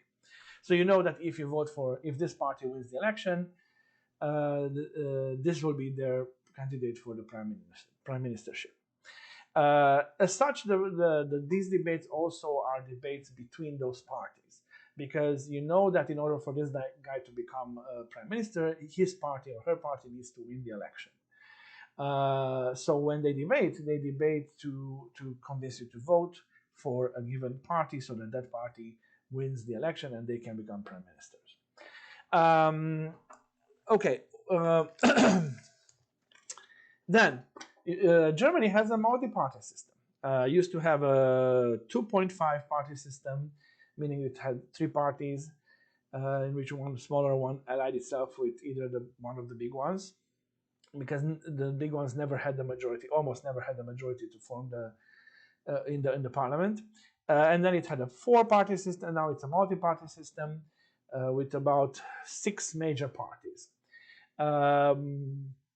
And that's a recent development since the late 90s, 2000s, depending on, well, even more recent than that, 2010s. And these 4 parties are the Christian Democratic Party, is the main center-right party. The Social Democratic Party is the main center-left party. These are the 2 major parties historically, but they have shrunk a lot in the last 25 years. Then you have 2 traditional allies of these 2 major parties. It's the Green Party on the left and the Liberal Democratic Party, Free Democratic Party, which is liberal party, classical liberal, free market and all that jazz, which is traditional ally of the center right. And 2 more recent parties. One is it's called the left. It's a mix of far left and post-communist, the successors of the Communist Party from the East Germany, far left, and what they would call far right, AfD, Alliance for Deutschland, Alliance for Germany, which came about especially during the migration crisis in 2015, and kind of came about as a disaffection of right-hand side voters from the major center-right party, which is the CDU, the Christian Democrats, because the Christian Democrats kind of moved to the middle, the same with Social Democrats. So you see the big parties kind of move to the middle for various reasons, which I don't have time to go into. One of them being that I'm not going to go into, but the spectrum is the spectrum. And when you're an umbrella party, meaning you try to get as much as possible from the voting population as you can, and that's your main goal, not purity of ideology, but getting a large support, the Christian Democrats, Social Democrats, they're umbrella parties. It's very important how you deal with the positions that exist in the society and whether you can stretch as far as those positions. And in both cases, they failed in doing this, the Social Democrats and the Christian Democrats. And if you move into the center, there's a party at the extremes that nobody will have no representation. They will not find the representation in you anymore.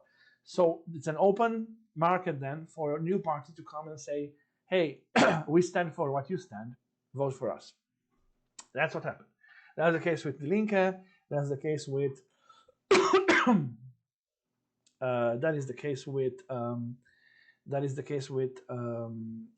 AfD. Now, but it's a multi-party system, and this is very important because then you talk about debates, and then the question occurs like, okay, we have 6 parties. How many candidates should show up at the debate? Should we have a debate with all 6 parties, or just the most important parties, and who decides and what? And so it is. So what I watched was actually, again, this is the parliamentary elections from last year, 2021. What I watched were 2 debates. There were many debates, 5, 6, 7. What I focused on were 2 3 debates, yeah? So 2 debates which had the top 3 candidates and 1 debate that had all the candidates. And I'm gonna show you a sample of that. Let's see. This is a 3 debate, one of the one with 3 candidates. Denn die Welt ist unübersichtlich geworden, Freund, Feind, Wettbewerber oder Partner, die Grenzen verschwimmen da manchmal. Und deshalb schauen wir jetzt auf den Wettbewerb der Systeme genauer und da kommen wir an China nicht vorbei. Und eine Frage dazu kommt jetzt von Professor Timothy Gordon-Ash. How does Germany's China policy? Wie muss sich Deutschlands China-Politik nach der nächsten Wahl verändern, um eine kohärentere und effektivere europäische China-Politik und auch eine kohärentere und effektivere China-Politik gleichgesinnter Demokratien in der ganzen Welt zu ermöglichen? Also bevor Sie antworten, will ich kurz... So the 2 on the right, our right, are the moderators, and the 3 on the left, with more distance between them, are the candidates. The first one on the left, from left to right, is Laschet. He is from the Christian Democrats.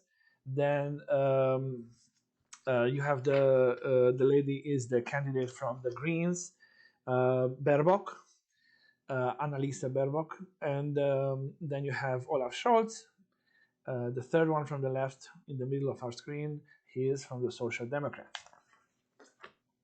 Vorlesen, dass nach einer Umfrage, die... Oh, and as I said, the links that I posted in the blog, they have English translation of these debates. Gerade in diesen Tagen von der Körber-Stiftung gemacht wurde, gezeigt wurde, dass mehr als 3/4 der Deutschen dafür sind, bei Menschenrechtsverletzungen weiterhin EU-Sanktionen gegen China mitzutragen, auch wenn dies deutschen Wirtschaftsinteressen schaden würde. Die Deutschen wären also anscheinend bekannte Gegner. Bis in jeden einzelnen Lebensbereich hinein. Das ist ein autoritäres System. Und die Schwierigkeit, in der wir stehen, früher waren autoritäre Systeme wirtschaftlich nicht so erfolgreich im Kalten Krieg. Jetzt sind sie dazu noch ein Wettbewerber auf den Weltmärkten. Und insofern denke ich, dass man einerseits bei den Menschenrechtsverletzungen sie benennen muss und Klartext sprechen muss. Trotzdem ist China in vielen Bereichen unser Partner. Darf ich Sie da mal gleich... bitte? Aber Außenpolitik besteht darin, mit Staaten, die völlig anders denken als wir, Gemeinsamkeiten zu definieren und zu verändern. Ich habe das Beispiel oft genannt, 1968. Again, pay attention to everything, to style, and everything we talked about.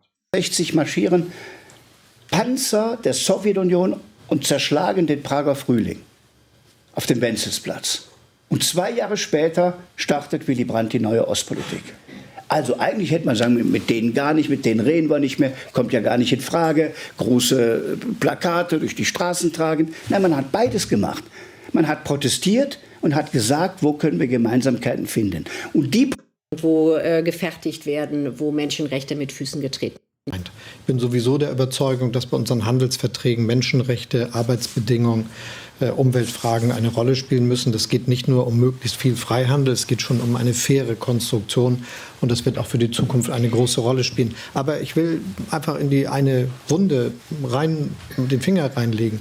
Ich spreche mich ganz dezidiert, ganz entschieden aus gegen alle Decoupling-Fantasien. Also, dass die Nordamerika, Europa, China jeweils für sich bleiben und dann alle möglichen ökonomischen Strukturen jeweils für sich entwickeln. Es ist ein großer Fortschritt, dass wir eine Weltwirtschaft haben. Es ist ein großer Fortschritt, dass es internationale Arbeitsteilung gibt und dass wir daraus auch Wohlstandsgewinne erzielen. Und klaren Kurs in der Außenpolitik fährt und auch nicht irgendwelche Pappkameraden aufbaut, sondern sich die Realität betrachtet, wie sie ist.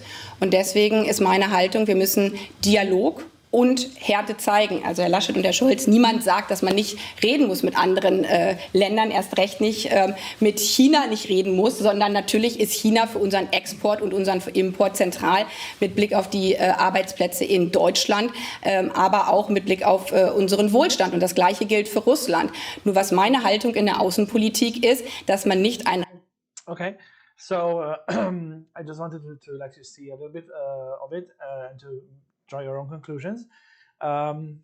Notice that the Green candidate of the Greens is a little bit more dynamic, and she's happy to kind of attack, especially the Christian Democrat, but also the other person, not to attack, but kind of critique, because these are the two major parties, and the Greens need to carve their own niche always, right? Okay, and now let's take a look at the debate with all 6 major candidates.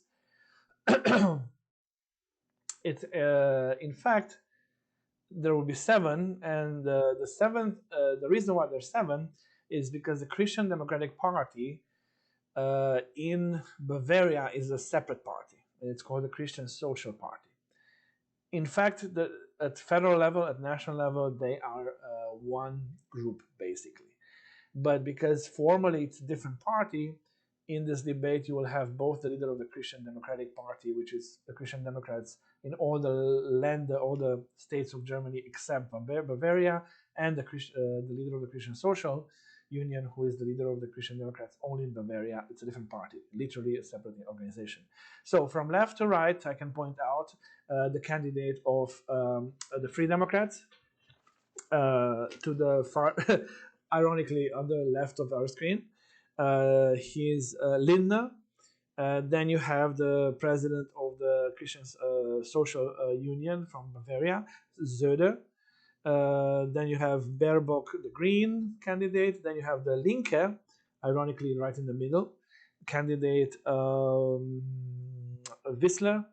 Then you have obviously a Christian Democratic Party's candidate Laschet. You have Scholz, and you have the candidate of presumptive Prime Minister candidate. In Germany, they're called Spitzenkandidaten, which is basically the top candidates from each party. Kind of, these are the guys who are going to propose for prime ministership. Weidel, this is from Alliance for Germany, AfD. Auch beim Thema China, Herr Söder, der außenpolitische Berater, der ehemalige Berater der Kanzlerin, bezeichnet China jetzt als einen totalitären Staat. Mehr Härte gegenüber China klingt ja gut, aber was bedeutet das und was sagen Sie dann Arbeitern, beispielsweise in München, die davon betroffen sind? Also zunächst mal finde ich, der Eindruck, der vermittelt wird, dass Deutschland seit vielen Jahren, wie Frau Baerbock sagt, eine schlechte Außenpolitik macht, weise ich zurück. Ich finde, unsere Bundeskanzlerin hat uns durch schwerste Krisen, globale Krisen, gut gebracht. Also sie hat dieses Land einfach gut beschützt und hat ein Ansehen im Ausland, wo sich manche wünschen würden, dass sie je in ihrem Leben so ein Ansehen bekommen können. Das Fiasko der deutschen Außenpolitik haben wir in Afghanistan gesehen. Frau Baerbock, dazwischen zu reden, macht es nicht richtiger. Das Zweite ist, ich glaube, dass wir uns auf Krisensituationen besser vorbereiten müssen in der Welt, indem wir die Bundeswehr stärken. Das haben wir jetzt auch in Afghanistan gesehen, wie Armin Laschet zu Recht sagt. Deswegen wäre auch der Einsatz gegen Bundeswehr, Abschaffung der Bundeswehr, Ausstieg aus der NATO, ein katastrophales Zeichen internationaler Unsicherheit, würde uns in Europa komplett isolieren. Absolut. Und dürfte auf keinen Fall passieren. Und das Dritte, wir brauchen eine Außenpolitik, die die richtige Balance hat zwischen den Werten, für die wir stehen, auch im Belehrung und eine Strategie. In der Politik genau der richtige Weg. Wir können auch nicht das Dumping der Chinesen erlauben. Die Chinesen machen Dumping mit an der Stelle Frau Weidel ins Spiel bringen. Und Frau Weidel, das wissen vielleicht nicht alle, Sie haben ja in China gelebt eine Zeit, kennen das Land also auch. Und wir haben ja gerade den... So, the candidate of the AfD, so-called far right. Dissens eigentlich Menschenrechte, auch über Wirtschaft oder... Beides. Also Sie haben... I'm saying so-called far right because it's not far right. I mean, of course, it's a party that has many people voting of many kinds for them and also many kinds of candidates. But what the definition of the characterization of the party itself would be a populist right. Maybe, I don't know, in American terms, Tea Party. Maybe. although it's very distinct. It's anti-globalism, so it's a more current populism than the Tea Party was in the 2000s. So it's kind of that sort of a populist right. But again, it has different all kinds of people voting for them, and also different candidates. But that's kind of the correct way to characterize them. Grundsätzlich, wenn Sie einen Handelspartner haben, haben Sie auch Interessen. Und diese Interessen müssen ausgeglichen werden.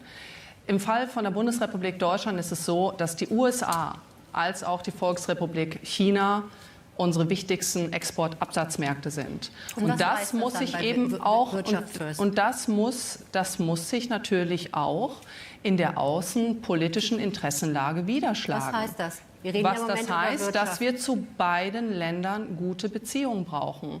Und ich rate davon ab, vor allem eine Bundesregierung, gerade wo wir darüber sprechen, wird in China der wurde vom Westen. Der Einsatz in Mali steht kurz vor dem Scheitern.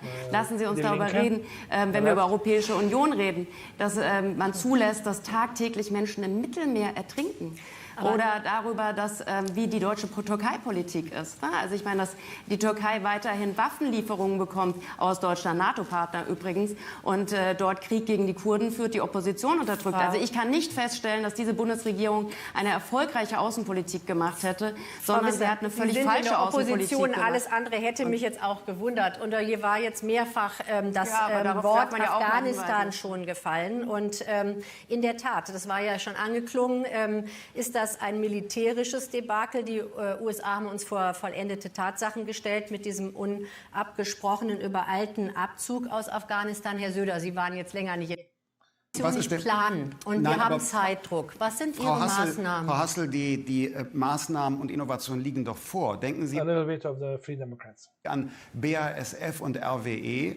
Die wollen den größten CO2-Emittenten unseres Landes, das Chemiewerk in Ludwigshafen, 1% der gesamten deutschen... Okay, enough of that.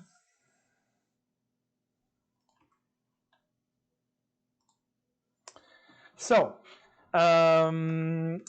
Germany multi-party system, and as I said, the multi-party system that changed especially since the 90s and especially since the 2015s, and it also a peculiar situation of a multi-party system, which these two new parties, at least one of them, but both of them for a while, have been unacceptable partners. And that's very important because in a multi-party system, no party will generally win a majority in the legislature. If you don't have a majority, you cannot form the government, because in order to pass any law, you need a majority of seats in the legislature, in parliament.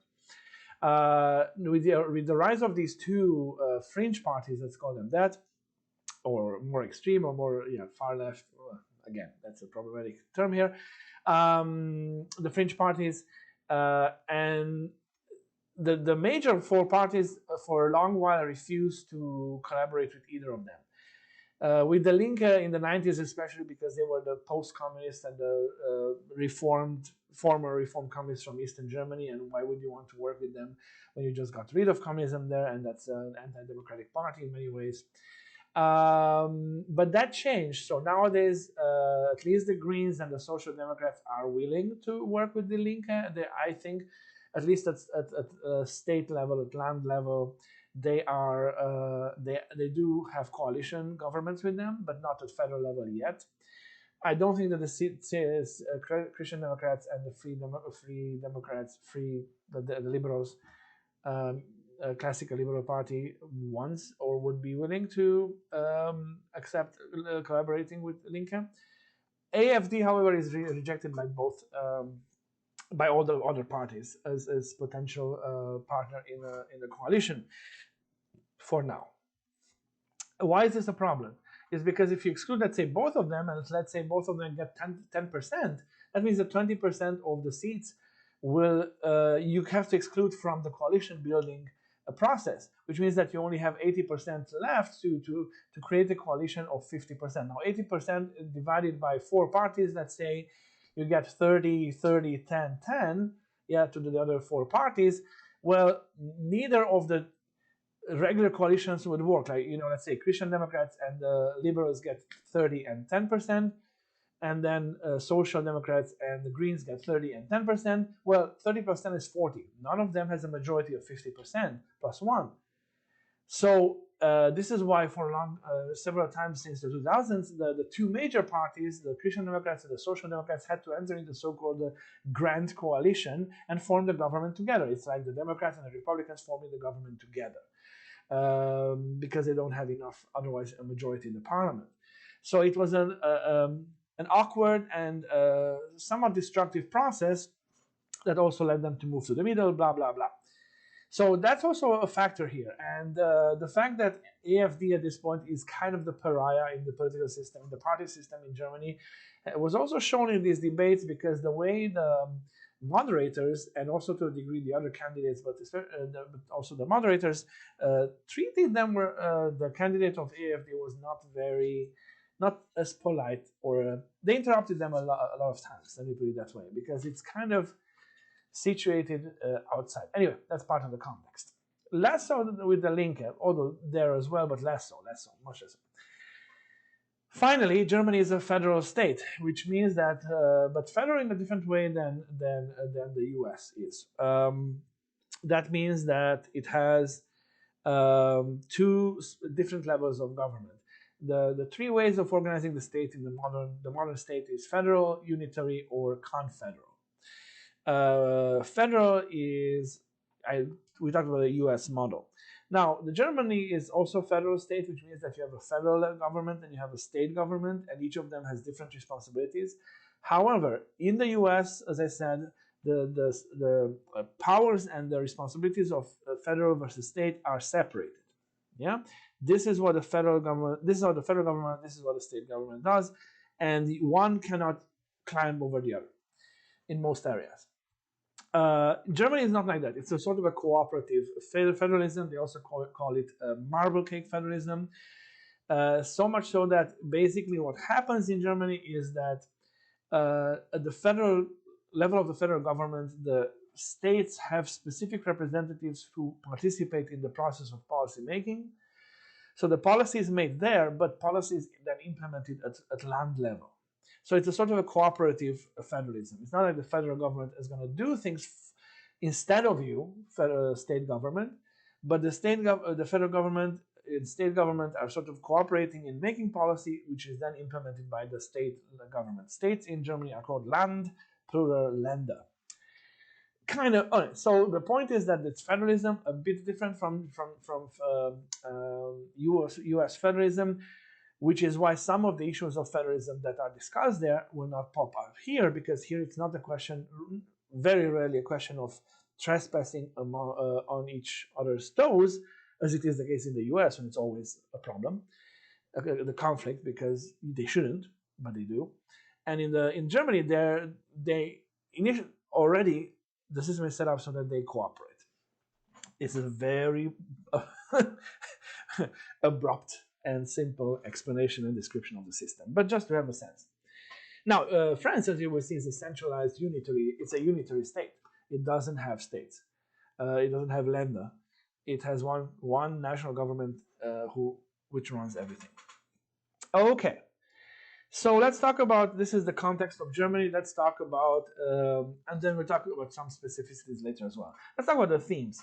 Well, unsurprisingly, economy is a theme, but again, as I said, different than in the US for the reasons we have talked about. So taxation, and always how much money remains in the people's pockets. The idea of deficit, state debt, is cited with the US as well. But there's another aspect here. For example, in when they talk about digital infrastructure, and how to build a digital infrastructure. So basically, digitalization of the economy and of all aspects of life, administration, education, everything. Why would they talk about this in Germany and not in the US? Because in the US, if it's done by private actors. Companies, yeah, whoever sells you the Amazon, Verizon, AT&T, whoever sells you the digital infrastructure, Microsoft, it sells you. That's part of the private free market, right? It's separate. In Germany, it is seen as a role of the government to create infrastructure, to create the conditions of success, So creating the digital infrastructure, it's done through private actors, but the government plays a role in creating that infrastructure. So that's already a difference you have noticed. Then, as I said, this idea of deficit, this takes us to the idea of the role of government in the economy. And here again, it's different, it's specific, because here the government plays a significant role in investing, in developing things, developing infrastructure, developing, as I said, the digital infrastructure, the internet, access to 5G. That is not in America. Well, it's, you know, if the private companies offer it up, they offer it. We're going to help them, but it's their job. Here, it's something that the government is supposed to contribute to building this digital infrastructure for the success of the society. Government spending on policies directed at dealing with climate change. So government spending is a lot of the discussion about the economy has to do with government spending. That's true in the U.S., but in the U.S. Specifically, it's about those famous entitlement programs, as I said, social welfare programs. There are not too many, but there are a lot of money. Here, it's not just that. Here, it is about building things and the government's role in investing, basically in the success of the society, in spending money to build things, to construct things, to establish things. Then we're going to come back to this. Then the topic of energy, inseparable in Germany from the topic of climate, because Germany has embarked in a so-called Energiewende, a sort of a radical change in how they produce energy, a green change. And this was years ago. There was a debate in the 90s and 2000s, and then kind of everybody kind of signed up to the, or everybody maybe except AfD signed up to the Energiewende, which means shutting down nuclear powers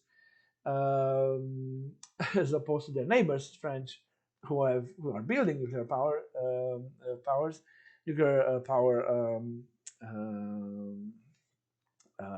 reactors, and also moving away from coal in Germany, and basically just moving to green. Now, this has not been very successful as yet because maybe the change is too abrupt and so on. But anyway, that's a huge topic, is energy, how to get the energy. Germany imports a lot of energy, like gas and oil, as we all know, from Russia, or used to. And then there's also with this Energiewende and the challenges that it poses, that maybe it's too fast for the needs of the German economy, and so on. Then there's the issue of welfare, but again, different. Of course, there's also retirement, yes. But different from the US. Welfare in a more broader sense. Again, I'm talking about issues that come up, but just to give you a context, in Germany there is such a thing as a guaranteed minimum income. Anyone who is a German citizen, and not just who is a German resident, gets a minimum so that they don't die, even if they're not working. And I'm not talking about unemployment aid, but just a minimum, even if when they run out of unemployment aid, a minimum so that they just don't die of hunger. They get a minimum sum per month, just like that. But that's not an issue. The issue, the reform of welfare used to be an issue, and they did some major reforms. But in these debates, the major debate was about the lack of enough apartments and houses, and especially with the wave of migration that came in after 2015, there's a crisis of affordable living spaces. And again, this is not something you would really talk about in American politics, as you can imagine, because this is a matter that belongs to the free market, and it will take care of itself. Here it's about how much we're building, and why is the rent so expensive, and should we put some artificial limits on rent controls, and so on. Well, this is a major issue, because it affects millions of people, especially in certain parts of Germany, like Berlin, where it's terrible.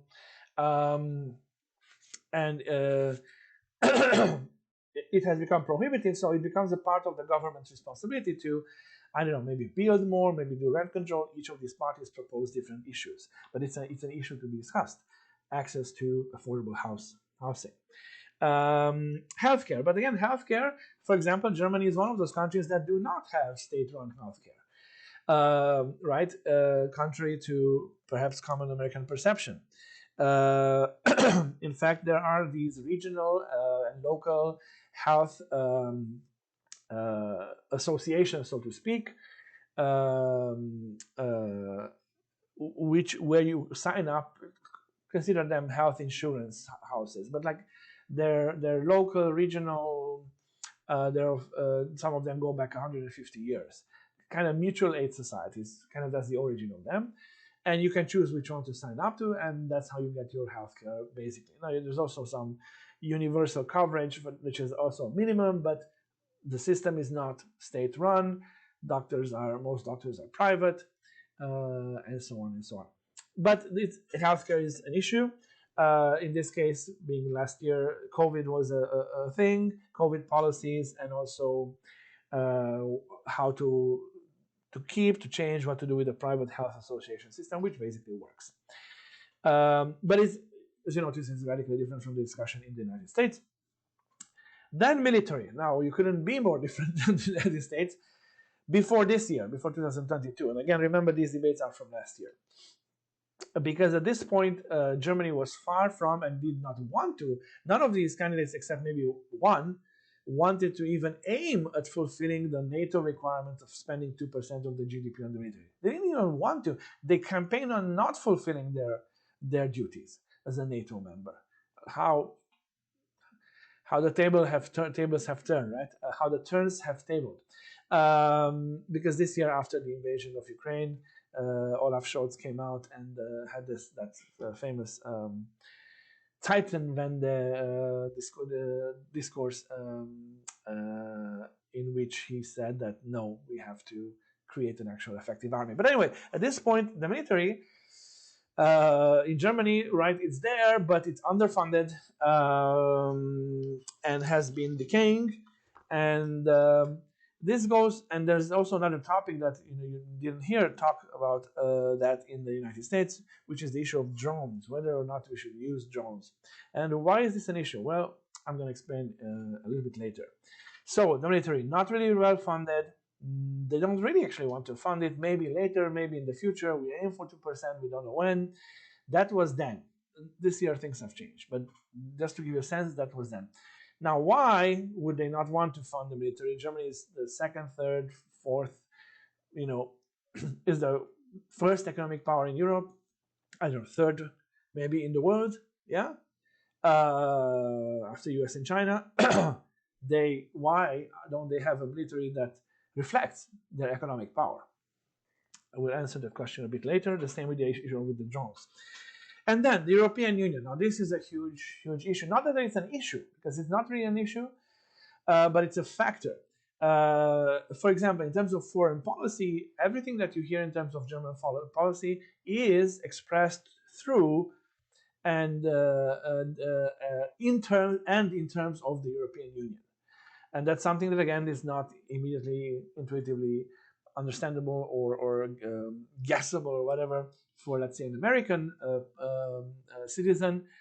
But because Germany, what is not maybe visible from the United States, because it's not part of this culture, is that in German political culture, Germany, constitutionally, by the way, is deeply embedded in the European structures. So much so that Germany cannot act alone, but through Europe. Germany acts through Europe. Germany and Europe, in the sense of the European Union, are intertwined. But this is by design. And remember, Germany was one of the founding members of the EU. This is by design. And now you can draw the reasons why. Well, because of World War II, because of Hitler, because of what going alone, because of what unilateral politics, because of what power politics meant and brought to Germany, which was well-nigh destruction. Yeah, and now, and that was the lesson when your whole country has been razed to the ground. It's a good lesson to learn that maybe when your house has burned down and everything has burned down, that maybe you should not playing with fires wildly in the bedroom, right? That's maybe a lesson for that, yeah. Not shoot fireworks in the bedroom, could be. So in response to that, what they have developed is a political entity and identity for Germany political, military, economic identity for Germany that is thoroughly intertwined with the European Union structures and politics and economy and military.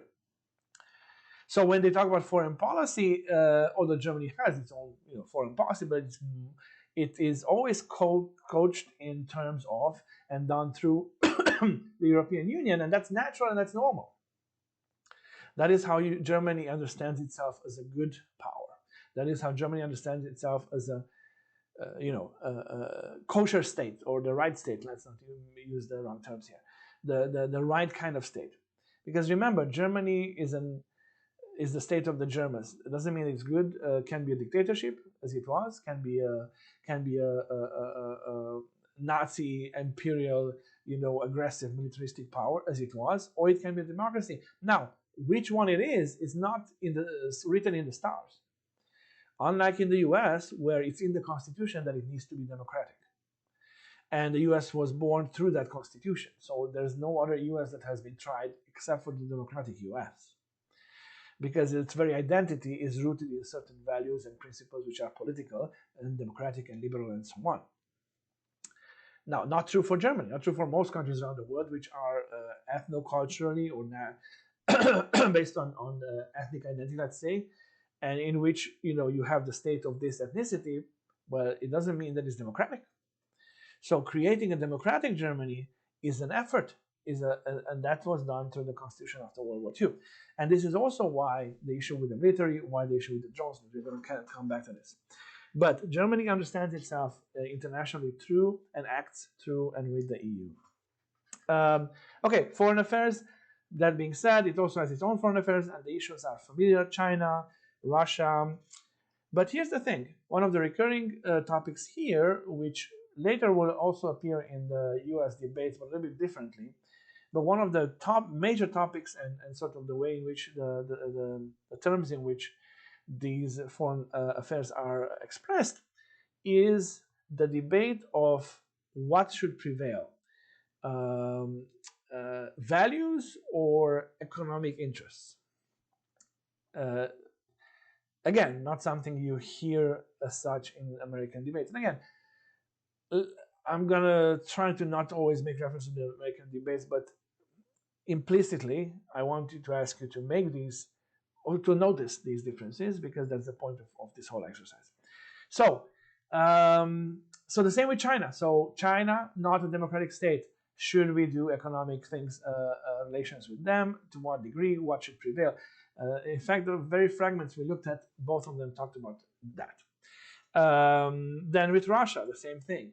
Or the countries of Central and Eastern Europe, where Germany has always been an important player, especially Hungary and Poland, where, according to Germany, there has been slips in away from liberal democracy. So how should we deal with that? Because they're members of the EU and so on. Well, the answer for most of these actors in German politics is through the EU. Then Ukraine, obviously, is an issue last year, and it's remain an issue. Israel, of course, a very complicated relationship between Germany and Israel. Germany is an important partner of Israel, but sort of a silent partner. International economy, because Germany has international economic interests, but especially because it's for two reasons: because it exports a lot, and two, because it imports a lot of exports a lot of products and imports a lot of energy sources, and that's the Nord Stream thing with Russia. So that's a major thing, energy. And again, in this idea of Nord Stream with Russia, the debate was last year: should we actually build this? Because Russia is non-democratic. Russia has occupied Crimea, and up to this year, when they actually shut down Nord Stream, they took a decision. They said, well, we're kind of trying to find kind of work both ways. And that kind of was the argument in these debates about both Russia and China and whatever, is, well, we need to be partners in economy with them and their big political powers, but we also need to keep to our democratic values. Well, how to do that? The Greens would say, the Green candidate said that they should be more, they should choose the values part over the economic part. Okay, NATO, an important thing, but as I said, not really investing in the military by last year. US, so how do they look at the US? Well, the general tone was all positive. It's our friends, the US, it's our transatlantic partnership, important for all of them. Obviously, the one for whom it would be least prominent is the Linke, the left, but all the other actors would be generally positive and not really an issue. Of course, Trump was an issue, but the US itself, no. I think, of course, Trump was an issue because it was for these German political actors, except for AfD. I'm not saying in the sense that it should have been an issue or it was right or not.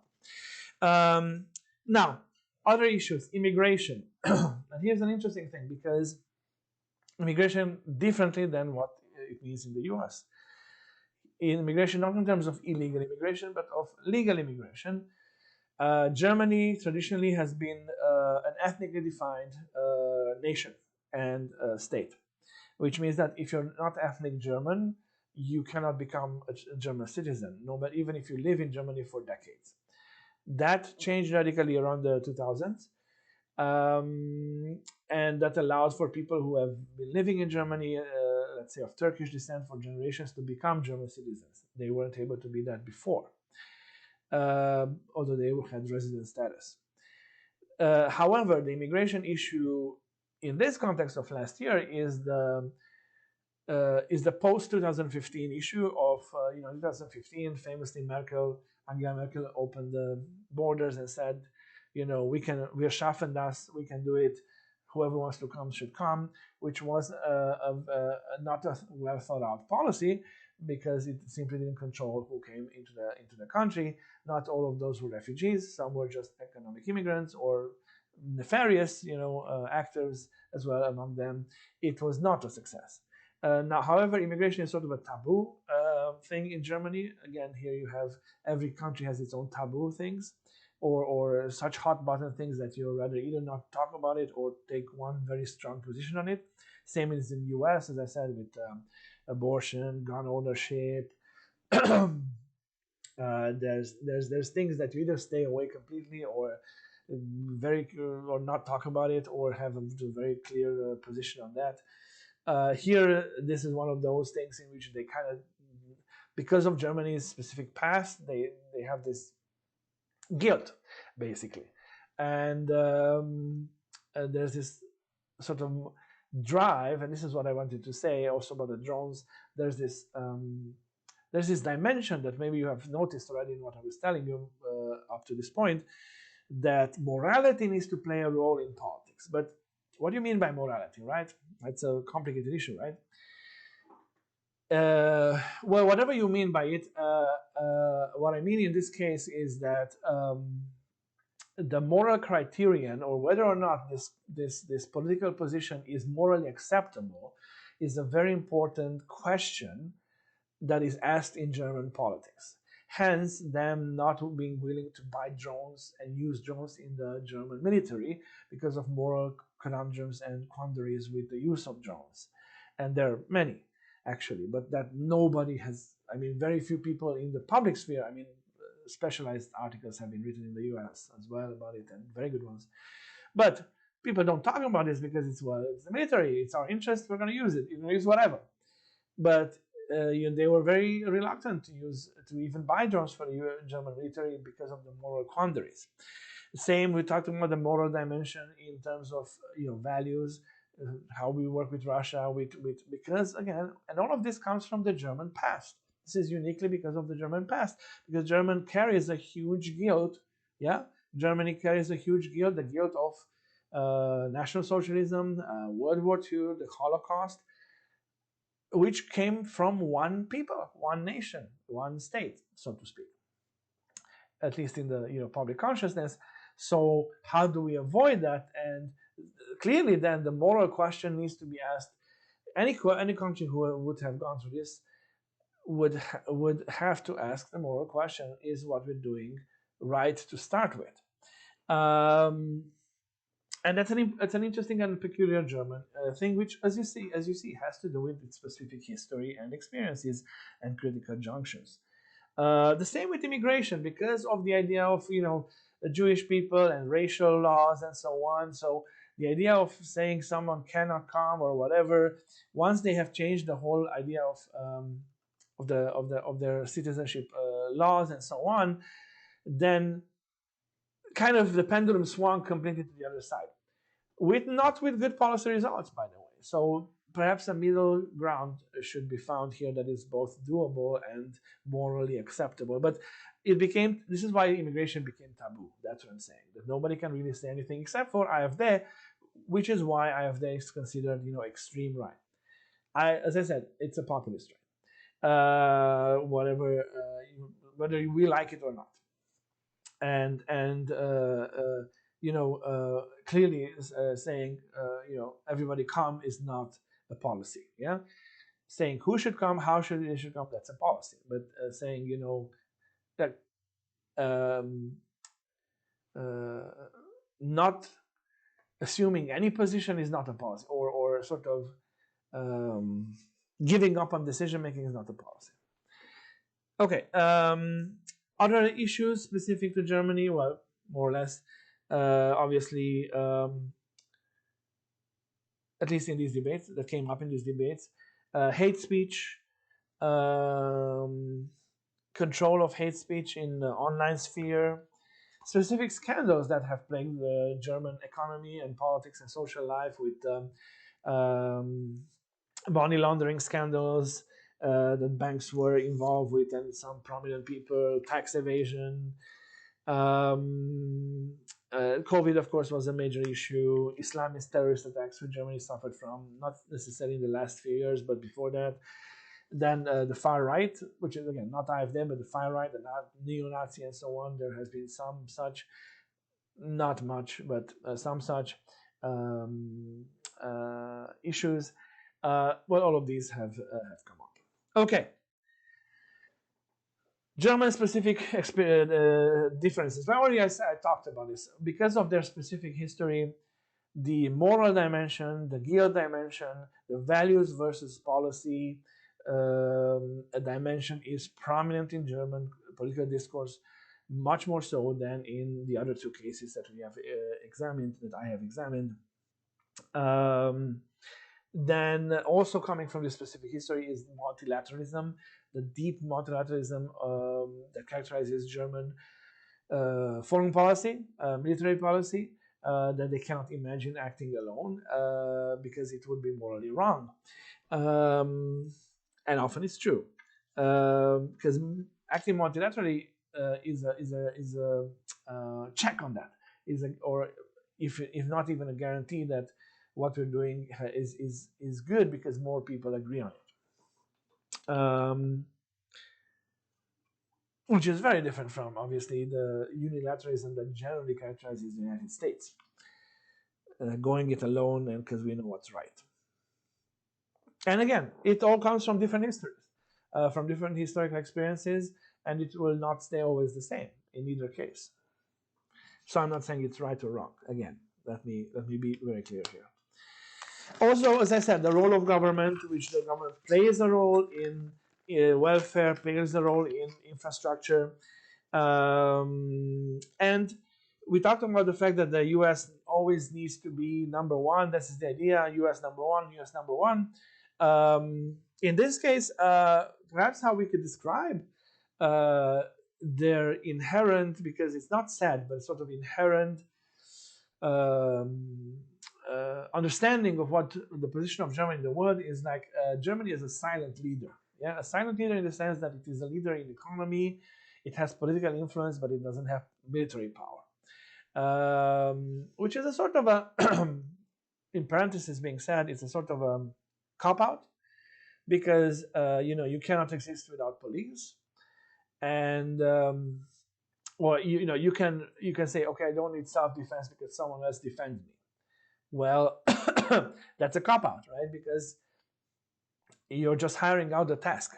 Yeah, it's not like you don't need it. It's like you're just hiring it out. In this case, hiring it out to the U.S. Someone needs to defend Germany. Well, we don't want to get into the morally dirty waters of self-defense, so we'll just pretend it doesn't exist because someone else does it for us. Well, no, that's not very. It's not very durable position. Let me put it this way. But anyway, Germany is a silent leader. It's a different thing. They would never talk about Germany number one, for sure, for, again, understandable reasons. Indeed, that would be an abomination. Again, I'm not saying it's right. Probably it's not right, actually, to be so reluctant to wave your flag, literally wave your flag, literally reluctant to wave your flag. Famously, it was in the 2004 World Cup, or 2006 World Cup that happened in 2006 in Germany, that for the first time after World War II, sort of the people felt okay with waving the German flag and sort of going about on streets and shouting Germany, Germany. Not for 50 years before that. Whereas in the United States, for example, or maybe in France or other countries, Romania, whatever you may say, you will see in the US many flags everywhere, and going out with your national flag would be a thing of pride, right? Say in other countries, not here, because of the moral weight of what that could mean. So, right, wrong, that is it. Yeah, it's different, right? And if you look at any of these societies from the point of view of your society, you're going to say, well, those people there are crazy. How could they live like that? Well, they're going to say the same thing about you. Okay, and then there's some common issues that are general part of the common ground in Germany that are not in other places. For example, this idea of climate change, more or less within a specific scale, and maybe excluding AfD, everybody agrees with the Energiewende, with the change to green energy, if slower, if faster. Also, the idea of a welfare state. The state has responsibility in ensuring that people don't go bust. That the state has a role to play in creating infrastructure. That's not a question from probably nobody. Maybe at a certain point used to be from the Free Democrats, who are more classical liberals, almost libertarian, but it's kind of it's part of the common ground, common assumption. Again, there's taboo things. As I said, immigration is very hard to talk about that in any rational form, because just like with abortion or gun control, like any position you would take, it's like the other side would their heads would explode and catch fire. What else? Israel is not is kind of a taboo, even if they are maybe not so much for the left party, because the idea of supporting Palestine, human rights there and so on. Far right is taboo, not in the sense of not talking about it, but far right is one of those things in which, oh no, far right is bad, which it is, but it's almost like, it's speak of the evil one, far right. And this is why them associating far right with AfD, which I said is not completely accurate or helpful, assures that AfD cannot be a partner in politics, but they will have to include it. And just to prove that these themes are not just made up, that these they just didn't suddenly think that, okay, we should come up with climate change and whatever and impose it on the people. In the same debates, they have mentioned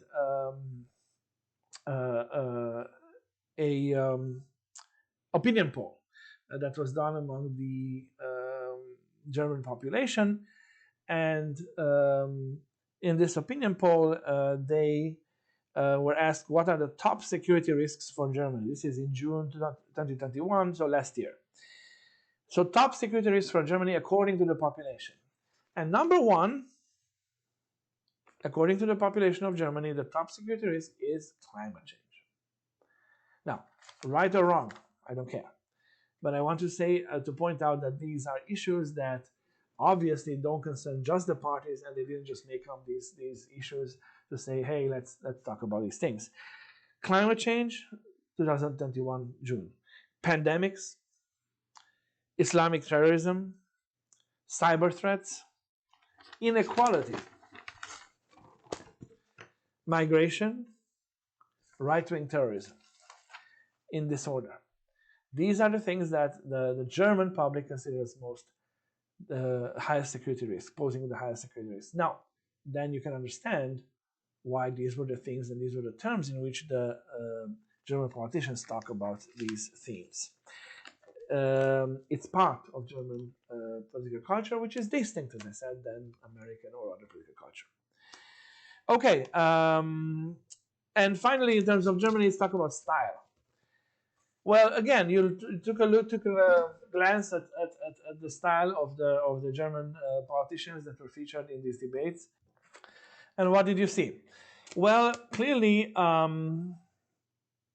not as flashy, right? Not as flashy and stylish as the American candidates. I think that we can all agree on that. A sort of a more restrained air, a more restrained, atmosphere. And also the candidates, they're not very sexy, are they? They're not very attractive and slick. Not that slick candidates will fare badly anywhere. Famously, Gerhard Schröder, when he ran, he was one of these Tony Blair, Bill Clinton-like slick guy. Young, good-looking. They will always do well.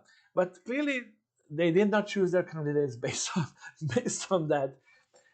Nor did these candidates do a lot to kind of come across as the slickest of the slick.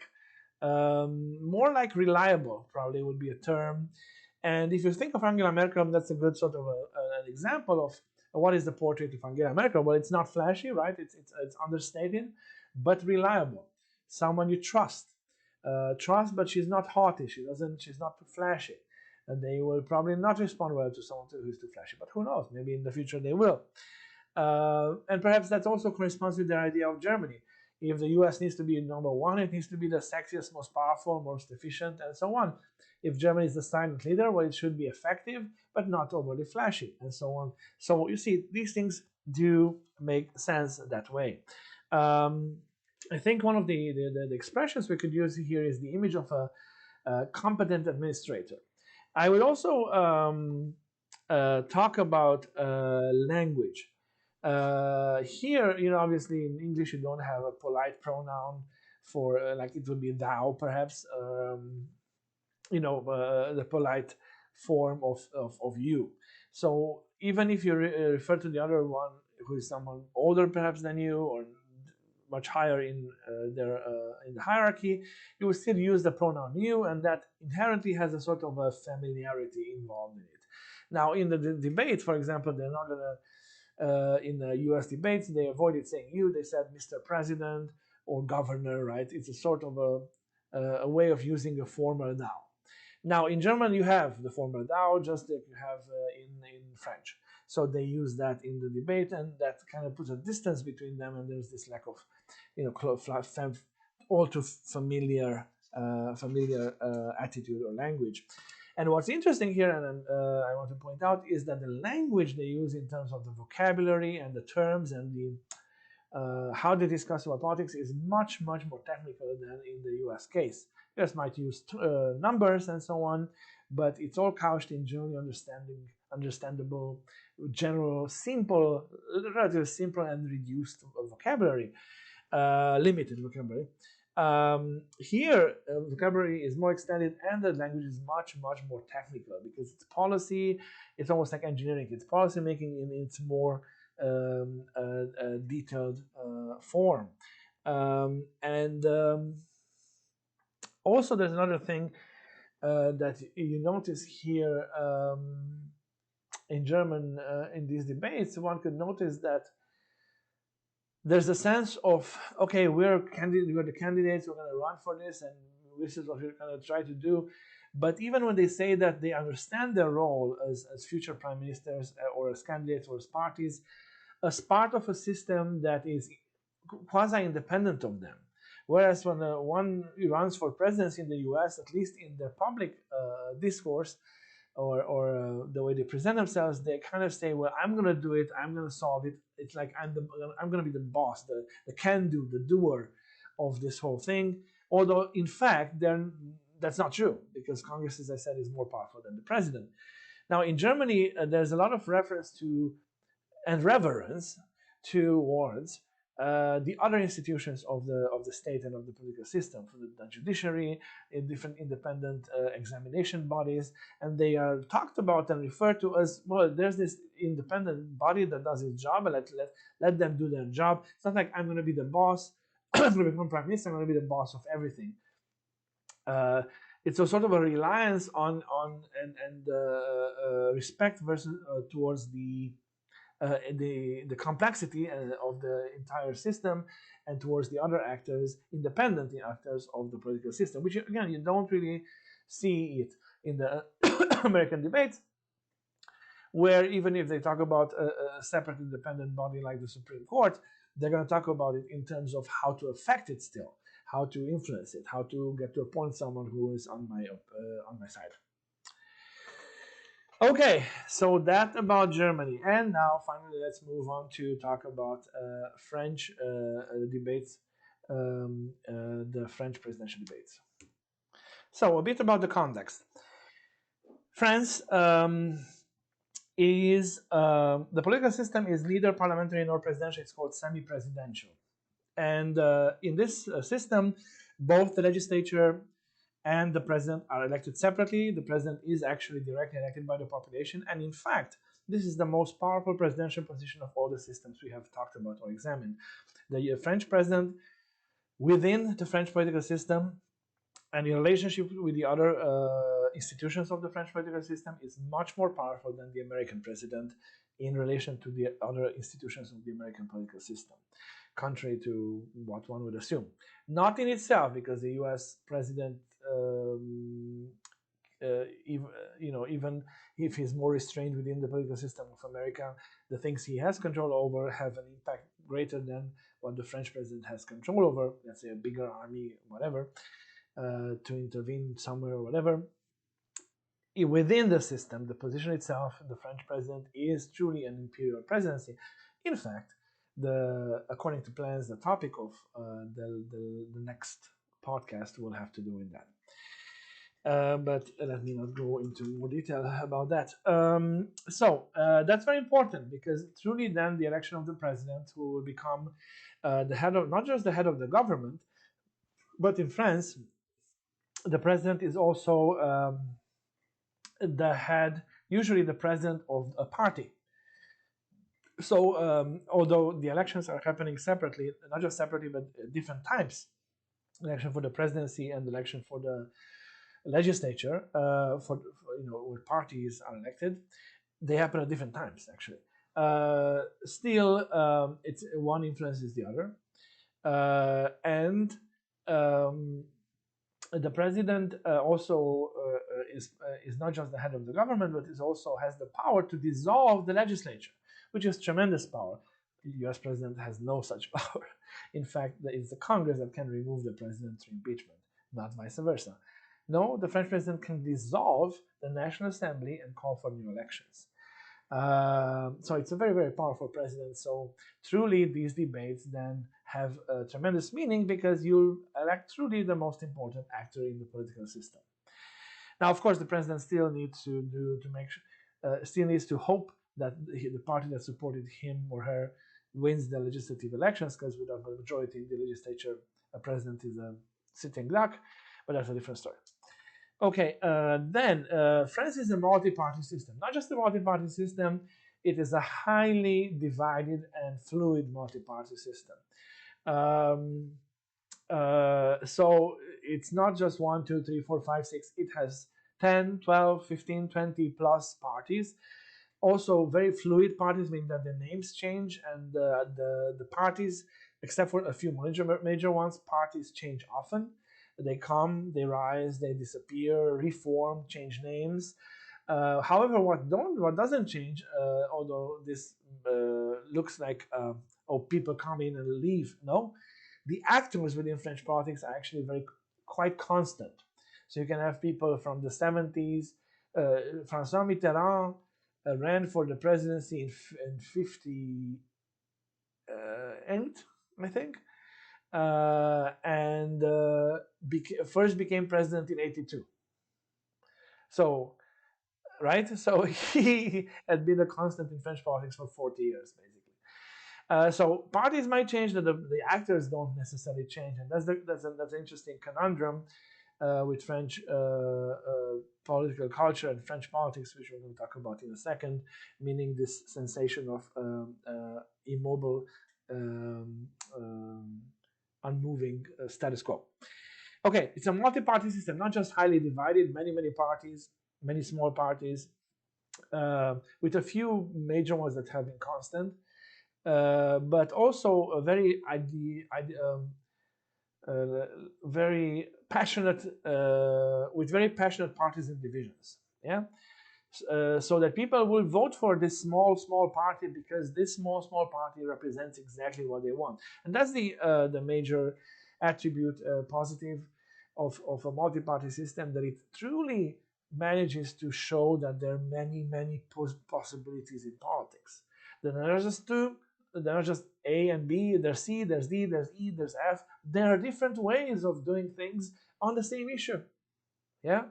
And you have the separate party that specifically proposes that thing. And not just the mainstream solutions. Yeah? And then there you have parties that propose extreme things. Okay, but the extreme people then will vote for that party. So that's very important. Now, obviously, having so many parties, obviously not in the how it means that the vote is also highly divided. So how do you elect a president? Also, having so many parties, it doesn't mean that you have like 12, 15, 20 presidential election candidates. Yes, maybe not 15, but the latest election, I mean, generally you'll have 10-ish presidential candidates from different parties for election, probably more than 10. However, among these, there will be like 4 or 5 that are major ones, that are important ones. 4, 5, 6. So not very different from, let's say, Germany. But never just 2. So, but if the vote is divided into like 20 parts or 12 parts or 15 parts, how do you elect presidents? Especially since presidents are actually directed by the population, since when the population votes, clearly none of the candidates from different parties will get the majority, which is 50% plus 1. Indeed, the French political system, the elections for the presidency is a 2-round election, meaning in the first round all the candidates run, and then you elect whichever you want. And then there's a second round 2 weeks later, in which only the top 2 winners from the previous round go to the second round. So the ones who came out the first 2 go to the second round, and in the second round you have only a choice between 2. Yeah.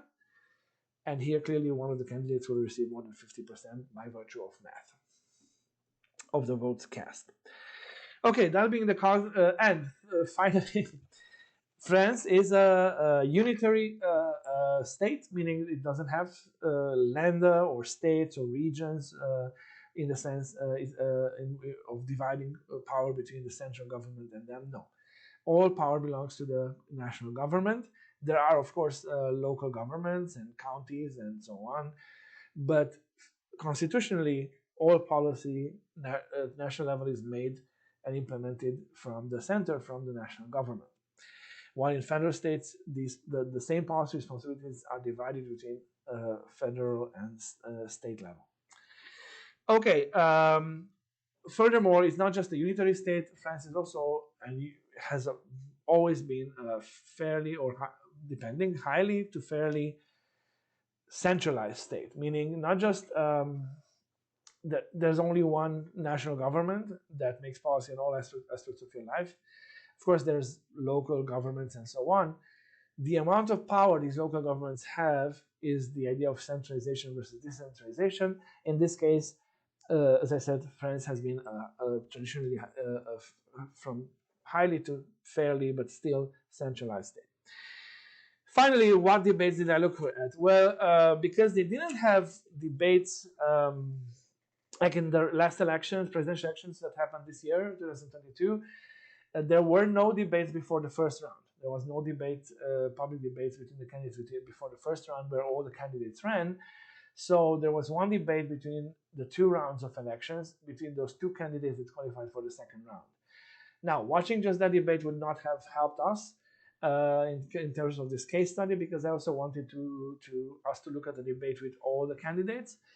So I looked instead at the previous election in 2017.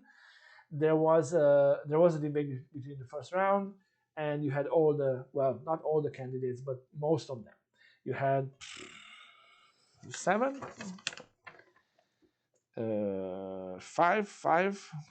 of them out of 10. There were also debates with all the candidates, but I didn't want to watch that.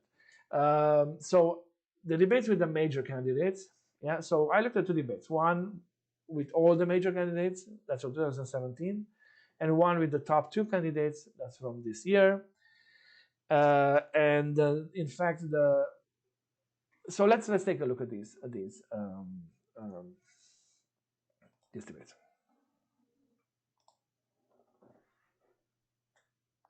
This is the one with the major candidates from 2017. Bonsoir et bienvenue à tous. Bonsoir Anne-Claire. Bonsoir Gilles, bonsoir à tous. Nous sommes à 34 jours du premier tour de l'élection présidentielle et pour la première fois, les 5 principaux candidats ont accepté de débattre. 5 main, from left to right. Socialist Party, Benoît Hamon. Now, the Socialist Party used to be one of the two major parties in France, center-right, center-left. It has really lost a lot and shrunk since mid-2000s. Next is the main candidate of the center-right party, lately called Les Républicains, the Republicans, for some reason. Used to be called a Rally for the Republic and many other things. France is a republic, and that's very important for France. We're going to talk about that. So that's Fillon, François Fillon. That's the second from the left. The third from the left, right center, in the center, is Emmanuel Macron. He emerged and formed, as I said, party spectrum is very fluid in France. So he formed his own party, which sort of in between the two other parties and kind of picking and choosing from both, and also trying to be populist and also trying to be slick, the slickest of the slick, Tony Blair-like, centrist, but also with sort of PC inclinations. And so a collection of things that don't necessarily make complete sense together, kind of the party of the now. That's Macron. And his party he called his party La République en Marche, and now it's called Renaissance, I think, which is basically the advancing republic, or Renaissance, which is basically renewal, rebirth, and so on. I think that's the name right now. Literally now. Very recent change of name. And then the fourth from left to right is the person with glasses there, is Jean-Luc Mélenchon. Now he is the candidate he was the candidate of an alliance of left-wing parties, from something similar to the German Die Linke, like former communists, to extreme left of various kinds, to Greens, to all kinds of such things, but not socialist, which is center left. This is and also populist, and also a populist force, and also having a very peculiar. Again, this is a multi-party system, as I said, the French one, which really all the positions are represented, so to speak. So this is a combination of he's an anti-globalist, for example.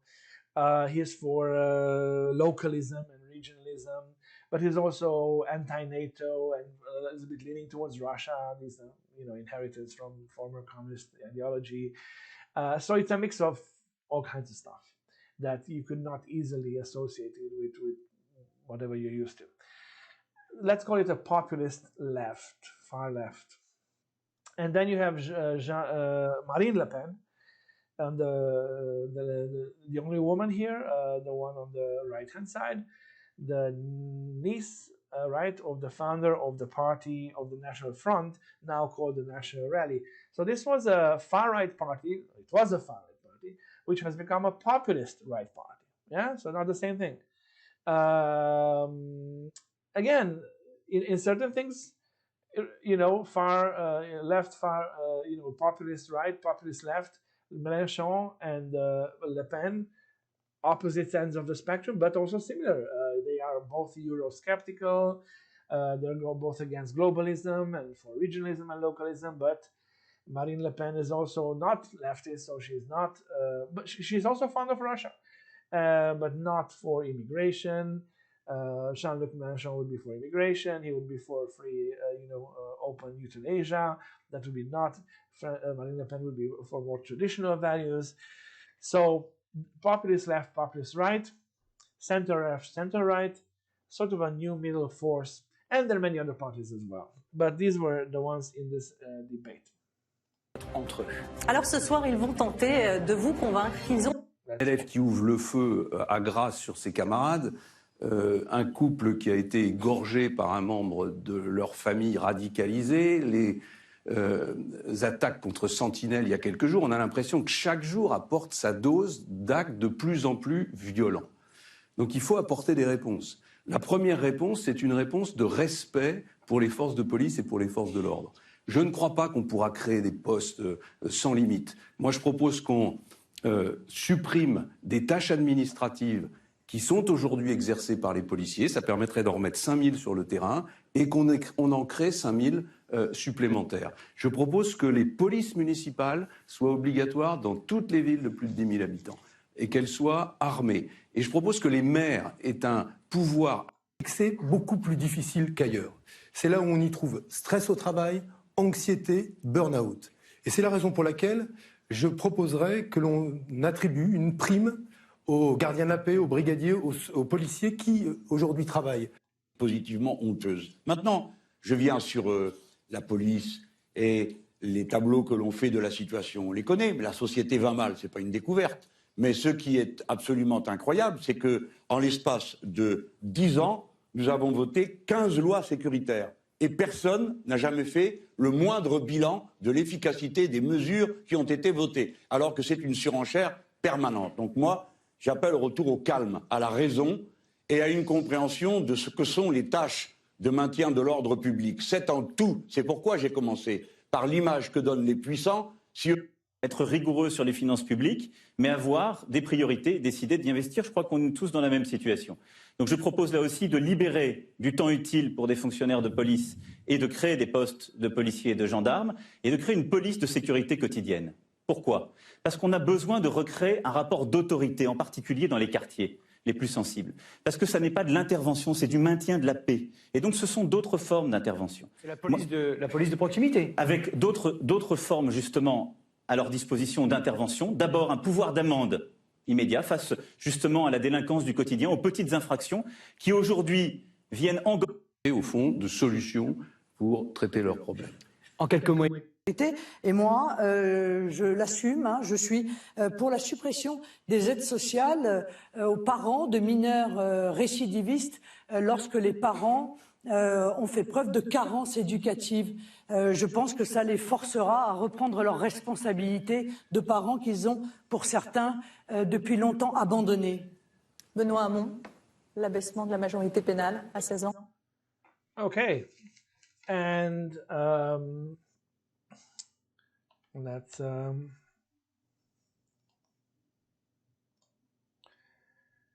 and I'm gonna let me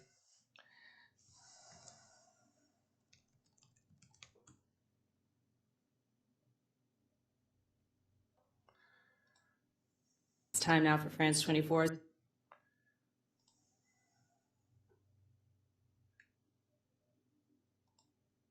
Moment très attendu de la vie démocratique de notre pays. Bonsoir Gilles. Bonsoir Léa, bonsoir à tous, bonsoir Marine Le Pen. Bonsoir. Bonsoir Emmanuel Macron. Bonsoir. Vous avez 2h30 ce soir pour exposer votre projet, votre vision de la France. ce qui vous sépare, mais aussi votre personnalité. Alors les règles du jeu, nous sommes là avec Gilles Boulot pour faire respecter la stricte égalité de vos temps de parole et les chronomètres que vous voyez à l'écran feront foi. Nous sommes aussi là pour faire respecter. Personne ne s'y soit attaqué de manière sérieuse. Et Marine Le Pen, vous avez consacré 4 minutes à cette réponse. Emmanuel Macron, je vous pose la même question. Qu'allez-vous faire? Qu'est-ce que vous vous engagez à faire pour aider les Français sur ce point particulier qui est le pouvoir d'achat? D'abord, Madame Le Pen a raison de dire que les chiffres, en effet, qui ne sont pas les miens, qui sont ceux des organismes indépendants, de l'INSEE et autres, établissent très bien que sous ce quinquennat, le pouvoir d'achat, en particulier de tous les Français, mais des Françaises et des Français qui travaillent et qui sont les classes moyennes et populaires, a augmenté. Mais les chiffres en moyenne ne viennent pas aider à finir le mois quand la vie devient plus chère, comme depuis plusieurs mois. Et donc c'est une réalité. Et je partage totalement ce que vous avez dit. J'ai les mêmes retours de mes déplacements sur le terrain. J'en ai fait plus de 600 durant les 5 années qui viennent de s'écouler.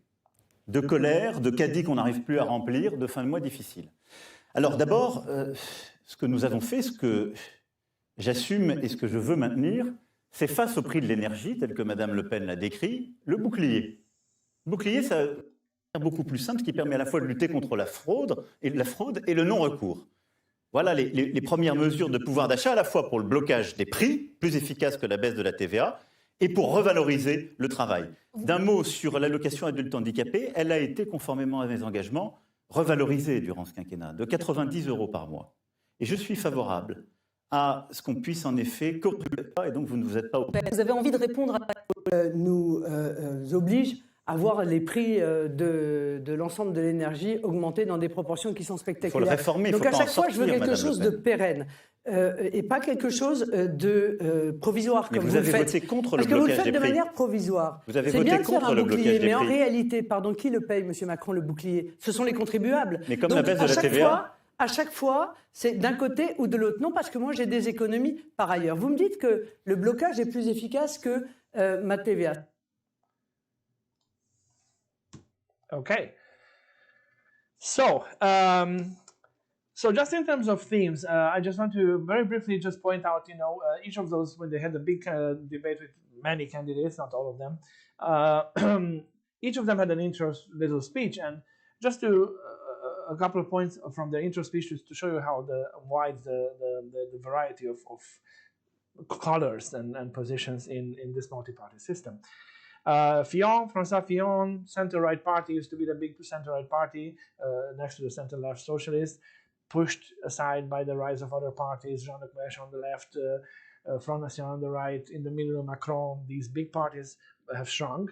They need to find their own thing. For him, it was, redressing France, law and order. Among socialist, social democracy, kind of nondescript. His results kind of showed that he was nondescript. Macron, new party against the old system, against the status quo, beyond the old cleavages, beyond these people who have been in politics for so long. That was his speech, spiel. 21st century challenges. I'm new, I'm young, I'm slick, I'm diverse, I'm different from all these things. You're tired of all these guys. Mélenchon, radical left in the sense of populist, let's rewrite the constitution, then renounce nuclear power, which none of the other guys want to, ecology, against poverty, old left. At that point, his party was called France Insoumise, which was unsubordinated France, like France alone sort of a thing, but on the left. Against populism, peace, world peace, again, this old left thing, but Russia-friendly, and so on. Again, against status quo. Le Pen, independent France, but on the right, out of EU, partially out of NATO, localism, against all immigration, strong role of the state, which is a French thing, and so on.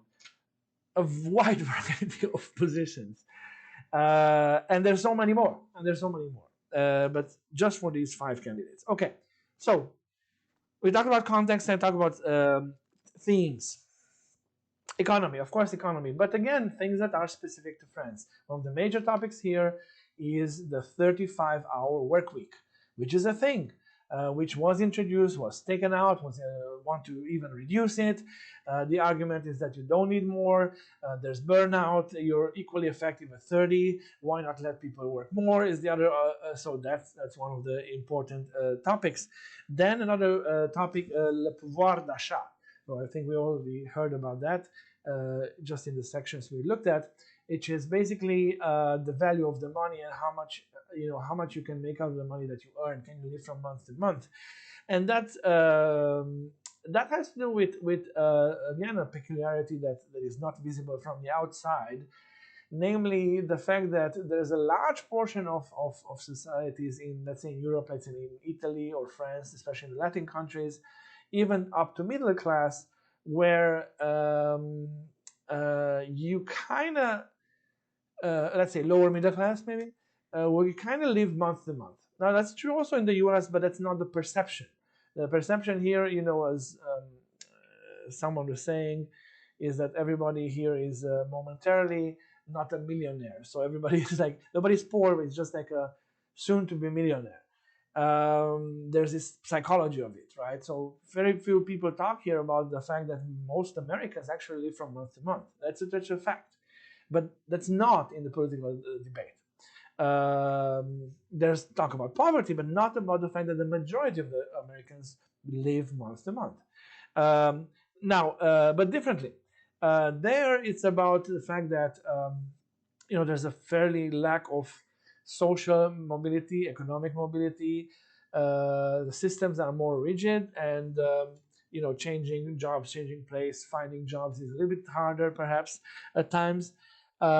So this sort of immobility and lack of change is part of that whole status quo that is part of the contextual, the French context that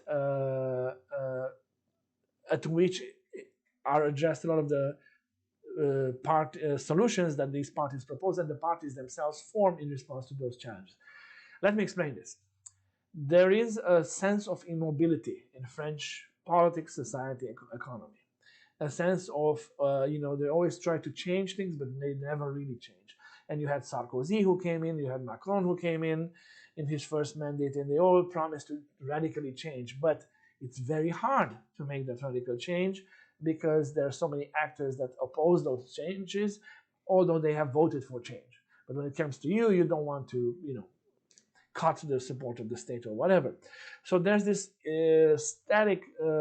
sensation of a status quo that we need some radical shaking of the tree, but we don't want the radical shaking of the tree, sort of a thing. And that's true in politics, as I said, this idea of, the same parties have been around forever, same people, even if it's not the same parties, the same names, the same people. And truly, the same major parties have been until the 90s, 2000s. The center-right, center-left has been socialist, and the Gaullist party have been the two major parties. And we need something new, and Sarkozy came and proposed something new, and then Macron founded a whole new party, and you have the fringes now proposing new solutions and getting a lot of votes. And also the status quo in economy and this lack of the idea that things change very slowly, but yet a reluctance for them to accept change. And it's within this context that there's this sort of this prolonged situation in which a lot of the lower middle class, let's say, people, they live okay, but it's not, especially since people don't necessarily live on credit cards, as the United States, it happens. They live from month to month in a more practical way because they live out of the money that they have accumulated. So how much you can earn and spend, how far your money goes is an important issue. This pouvoir d'achat, of course, it's influenced by inflation, by taxes, by energy costs, by gas costs. So the pouvoir d'achat has to do with this, with the power of purchase. Yeah. So how far can your money go? It's an important issue. Energy, yeah, it's an important issue. Unemployment, fairly large proportions of unemployment. retirement, reform of retirement, how the age at which people should retire, very different solutions proposed. The idea of the problem of poverty, and agriculture, something you didn't hear in the other debates. But the France has a very large rural population, well, relatively large rural population, and a large rural sector, partially artificially maintained because it's part of French society, culture, and tradition. So there's a lot of subventions, subsidies going to French agriculture, both from the French state and from the EU, won by the French government for their own peasants. So that's an important issue because a lot of people live out of agriculture in France. Healthcare. Now in France, you do have state-run healthcare, and it means that there's to put it more briefly, there's a huge state sector because the entire education is state-owned and run. Almost the entire health sector is state-owned and run, which means that all the employees in the health and education sector are state employees of the government. Yeah, so you have a huge state sector with huge costs and huge problems of management because the bigger the sector is, the harder it is to manage. So there you go. And the healthcare issues range from reform of hospitals, access to care, wait time, the so-called desert places, medical desert places where you don't really have doctors in certain regions because you don't want to go there, pay, personnel number, elderly care, and on the fringes, euthanasia issues. That's Mélenchon, for example. Education, again, as I said, the entire education system is in the lap of the government, so that they need to talk about it. And here, education intersects with other problems and other issues in French society. Another contextual issue is immigration. Now here it's a different kind of immigration. There is this sort of a post-2015 sort of new waves of immigration and people from the Middle East after the wars there. But for France, it's the immigration, it's an older issue and it has to do with its former colonies. And the fact that even those who came in decades ago and their descendants, there are social divisions in the French society, which perhaps are just occurring in Germany and not really here in the United States, because the United States functions differently. It's more individualistic, so you can't really see these dividing lines. But there's a clear division between the French, the cities with the mostly European population, and the banlieue, the sort of suburbs, which are not actually good places, are basically project-like areas, with all these high rises with many apartments where people are poorer and mostly with immigrant background. So there's a cleavage. The immigrant cleavage also is social cleavage, also is economic cleavage, also is geographic cleavage. So that has created huge divisions with the rise of Islamism. Also, it has infected some of those population who previously were not Islamists. It was just, but Islamism came in and kind of weaponized that sort of cleavage and separation. So there's these divisions in French society, the famous no-go zones and so on, that affect all the other aspects of policy, for example, crime, but also education. So the idea of how to, because the French government runs the schools everywhere, so how to integrate these schools, how to make them so that they're mixed, so that they pick up those people from those communities that are more separated, and also that it maintains the French sort of values versus the competing values that have risen up with these divided societies, that some of them became very Muslim and even Islamist, some of them individual people within those communities, and some of them even proposing alternate sort of rules of life. And traditionally, in France, the government controls education, and through education and the military, it has sort of inculcated in the whole of the population the values of the French Republic. These are values that go back to the French Revolution and sort of liberté, égalité, fraternité, this sort of secularist, secular and secularist Republican ideas of equality and human rights and so on, that is excludes religion sort of from public life, and that clashes with the the rise of Muslim identity, which also claims an identity that also claims the right to live according to different rules. That goes right against the traditional French republicanism. Now, the schools are tools of inculcating that and how to do that and so on.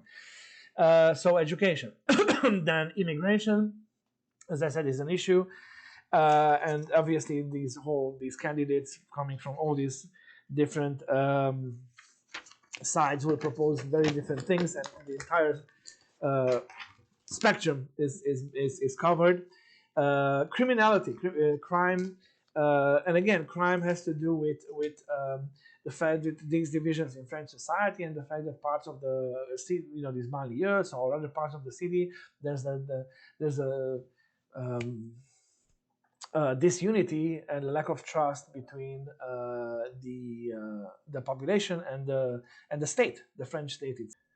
One could even say that there's an alienation of these populations from the state itself, from the French state, and that goes against the entire model of the French model, which is that the state is the tool of the nation, and the French nation has certain values, which includes French language and history and culture, but also these republican values, and everybody needs to subscribe to this.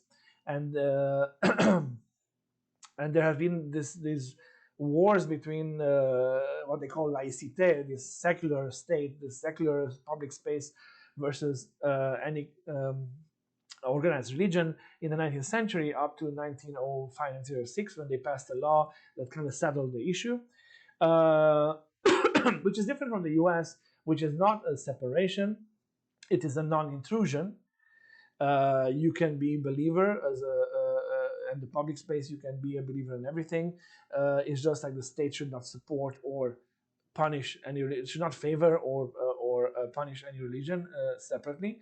That's the US. US is not a separation, it is a non-intervention, but the US is not a secular state. France is a secular state in which it tries to eliminate religion from public life completely because of French Revolution and so on. Germany has no such thing. In Germany, the state and the different organized religion, they work together, and they even provide services for the state and so on. Anyway, so it's different models, yeah. But this laïcité, that's the issue, actually comes up as a topic, as a very topic of debate. So secularism, which would never come up in the Germany, or would not come up as such in the US, because it doesn't make sense here. Here it comes up, but it comes up not as against the Christian or versus the Christian, Judaic and other traditional denominations or religions, but against in relation to Islam, not because of Islam, like they just chose Islam as a target. No, because, as I said, these disenfranchised populations have in the last 20, 30 years, Islam has become a more important part of their identity that they just picked up. They used to be very secular themselves. All these banlieue, all these Arab people, they were very, very secular, just like their home countries. Algeria and Egypt were very, very secular. They were not Muslim countries.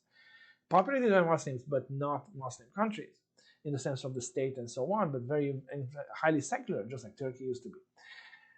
Well, this has been sort of changed, and that's the clash now. And here you have taboos, like how to deal with this, how to talk about this. Can you talk about this? But you have to talk about this because there's this disenfranchised population and sort of this loss of trust between state and part of its population, which is very un-French. So criminality comes up, but again in this context of zones and areas where the state is less affected, where there's constant clashes between police and the inhabitants and lack of trust. Laïcité, as I said, Mélenchon, for example, Jean-Luc Mélenchon is a typical anti-clerical from the 19th century. What he stands for. It's like reading, Robespierre or someone.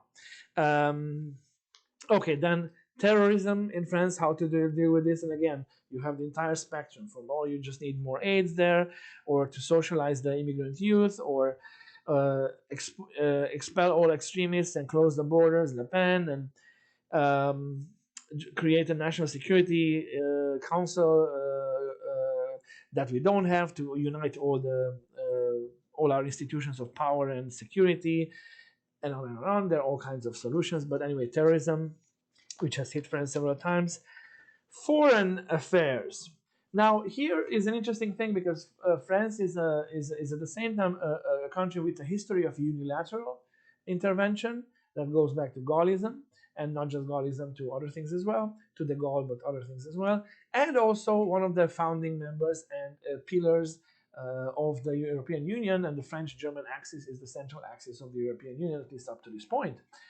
So in this discussion of foreign affairs, you will see both things, because France is involved independently or with other partners in Africa, in the former colonies. They need French help, fighting terrorism there, and different post Al-Qaeda organizations there.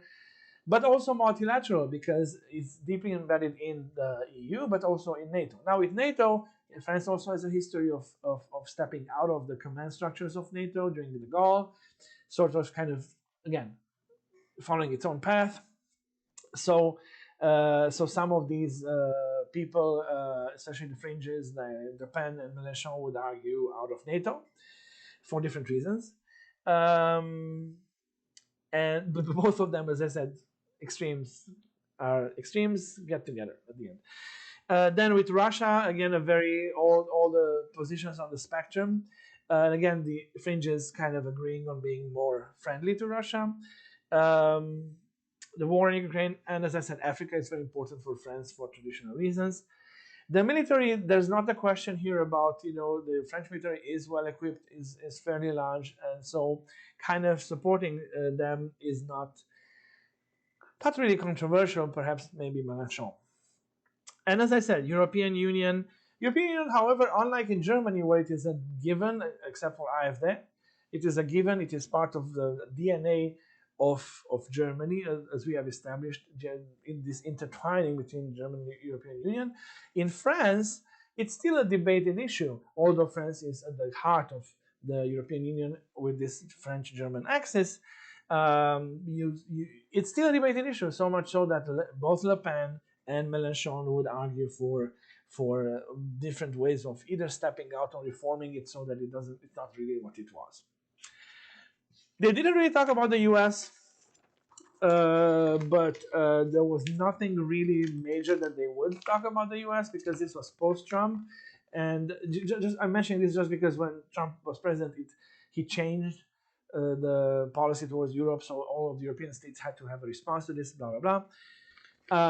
Nor is the US involved in certain wars anymore that some European countries disagree with, so it's not really an issue. Wasn't. But an issue was the political status quo, as I said. The idea of this immobile status quo, politically, economically, socially, and that we need to make change. And that is something that all the forces propose something. Mélenchon, as I said, rewriting the constitution, changing the whole thing. Le Pen, other changes. Some common things were making representation more proportional, meaning more reflecting the divisions in the society, in the National Assembly. And that was common, or increasing the power of the National Assembly. As I said, the president in France is the most powerful one. The National Assembly, the legislature, I didn't mention it, but it's actually very weak.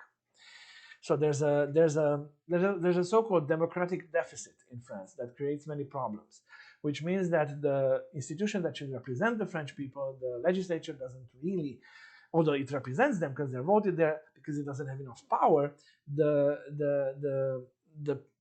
representation of the people is not effective. Yeah, and then the president, which is one person, cannot represent all the different positions in the society. That's the role of the legislature. So the problem when you have such deficit is that those positions in the society need to find an outlet. If your representative cannot do any change because the National Assembly is weak, the legislature is weak, then you're going to go out in the streets. This is why in France you have a lot of direct action. You have a lot of strikes. You have a lot of popular protests. You have a lot of labor union movements that react to policy making and become actors in policy making after a law is passed, simply because they don't have in the U.S. or in Germany. This happens through the legislature. You lobby the legislature to do that. But since the legislature itself is not very powerful, you need to protest elsewhere. So that's a problem. So they're trying to address that. Okay. So these kinds of topics appeared. You notice certain differences from the other political systems, like a higher role of the government, a huge governmental sector, and so on and so on. Let me just go over. And what I'm saying is that I think you noticed that what were the specific differences here. But let me kind of summarize some of them. Well, one of them is that France has a very unique and peculiar, of course, like any country, history and political culture that goes back to the French Revolution, which through violent means erased the previous regime and instated something else, again, through violent means. And the so-called the French Republic. Yeah, this is why they call themselves Republic, because Republican France is the product of the French Revolution and is based on, liberty, equality, fraternity, those human rights values, which they call Republican values. It was also anti-clerical, anti-monarchic, and this anti-clericalism, this secularism, is also a staple of French politics. Another important part of French heritage and politics is Gaullism, meaning a system of politics, which is the system that we study, we talk about, which was shaped by General de Gaulle, who in 1958 came in at the moment of crisis in the French political system, which used to be a parliamentary political system, and which was close to falling apart and civil war erupting because of decolonization in Algeria and so on. So he came in and rewrote the constitution, transforming it into this semi-presidential system where the president is the most powerful entity. Does not only that, but he also shaped the way in which the presidents behave and work. So Gaullism is the Gaulle, the way he shaped the current political system and the position of the president is a huge part of this culture. And part of what Mélenchon is trying to do is to actually erase the Gaullist heritage, changing the political system completely, which actually all the other ones reject. Then there is another aspect of France, which is, again, perhaps not immediately visible, but it's connected to that unilateralism thing that I mentioned, is this idea of the grandeur de France, yeah? The grandeur of France, yeah? The idea that France is a great country, sort of an America #1, but France #1, but differently, in the sense that historically, indeed, France used to be a superpower, yeah? Not just as an empire with colonies, but also in Europe, it was the most important state for a long time. Not only that, it was the center of culture and of thinking, writers, literature, art, but also of political models. A lot of countries around the world have shaped their political and administrative and educational system. Go to South America, go to South or East Europe, and you see countries that have modeled themselves on the French model. France used to be the model of politics, and not England except for the English colonies. It was France. France is a much more popular model of politics and organization of the state and the culture and so on, rightly or wrongly so. Now, this heritage, of course, with decolonization, there remains the idea of a grandeur of France, but less the means, but yet it's there. It is there, and it's implicitly there in all these candidates, basically. And as I said, finally, the large governmental sector, the crisis of the status quo, immigration, persistent economic issues, immobility, and all that. We have mentioned these traits, but I think you see how it's so different from Germany and from the US. Okay, so let's talk about style finally. So what do you think about style-wise? A little bit slicker, I think, than Germany, but not as slick as the US. It's a very colorful dynamic, but the candidates themselves, how would we call it? Serious, right? Except for Macron, who is this slick new guy.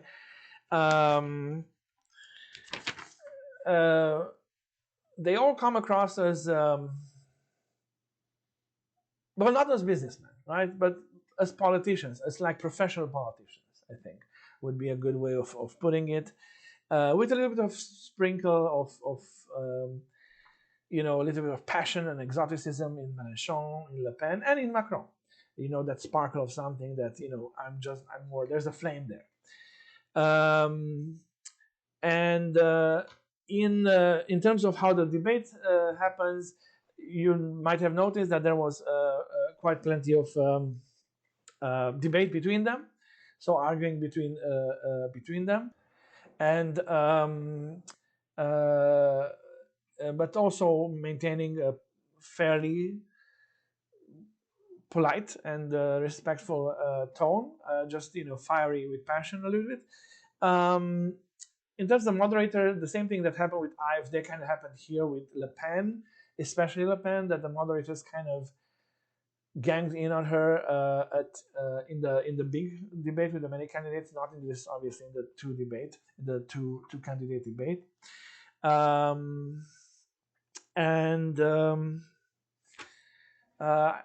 That should be it, I think, in terms of these candidates that we have looked at. Okay, so we looked at the United States, we looked at Germany, we looked at France, we looked at context, themes, and style implicitly, and this is what happens in comparative politics. You even if you look at one thing, you implicitly compare it with others, which is what I was trying to do. Is I always made reference to other countries, talking about one country, or at least pointing out, but it's not like there, right? But I think that that you have seen through this sort of case study how different politics is in these three countries. Now, were there common issues? Yes, the issues that everybody cares about: economy, right, healthcare, immigration, position in the world foreign affairs. But you noticed, I hope, how differently they were understood. Just think of the position of the world. America, number one, unilateral. France, well, unilateral in parts, but also through EU and also a fading power. Germany, deeply the silent leader, but deeply embedded with the EU. Or think of the economy. And as I said, the role of the free market in the United States versus the role of the government in France versus a mix of the two perhaps in Germany, and so on. And this goes back to what I was saying, that politics means something else in different places, because the expectations and understanding of politics, what politics is and what politics does or should do, is different in different societies because of the different history, critical junctions, culture, and so on, and values.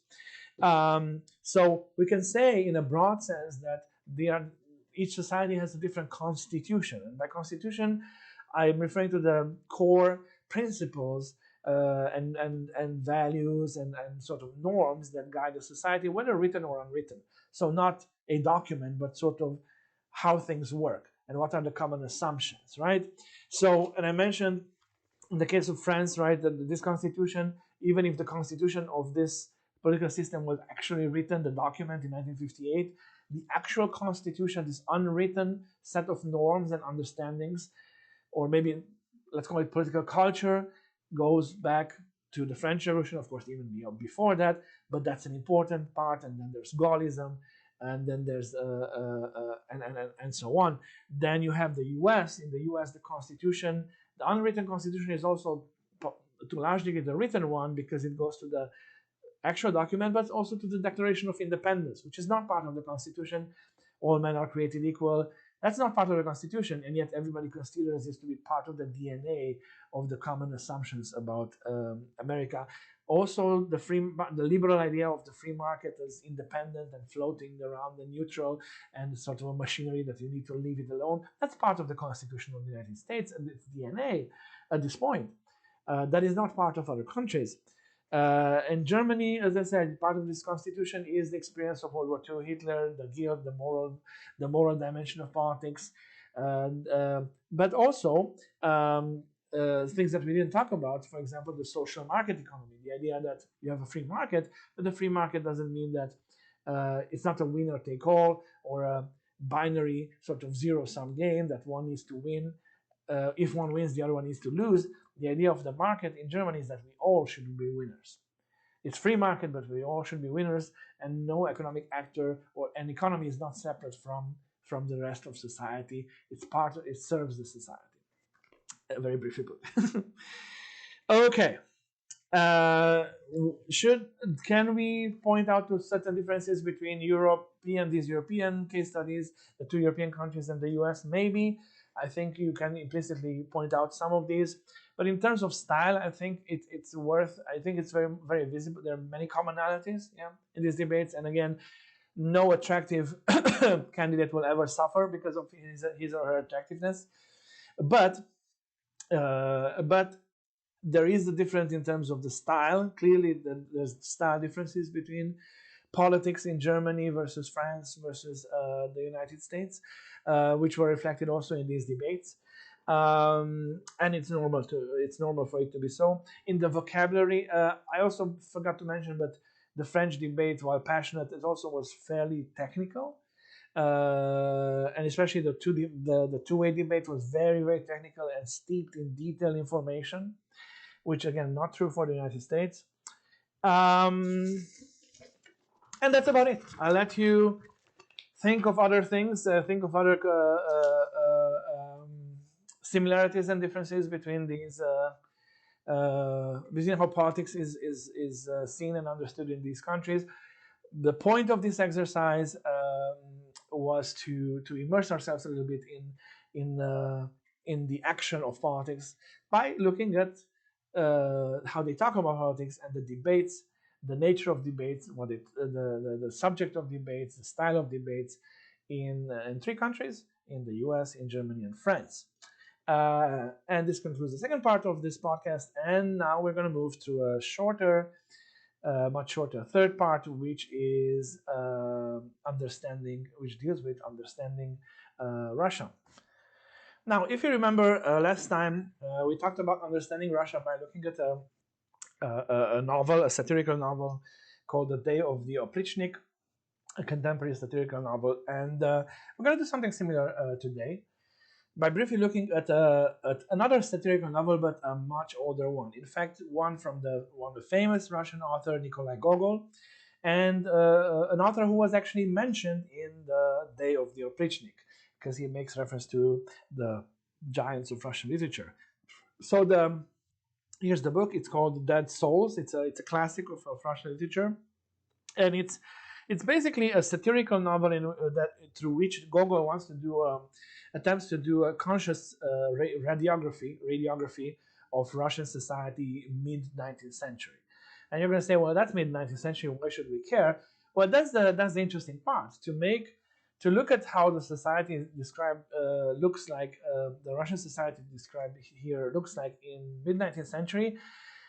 And remember what we talked about when we talked about The Day of the Oprichnik, which is about the future Russian society and how it basically incorporates the entirety of Russian history, including this part.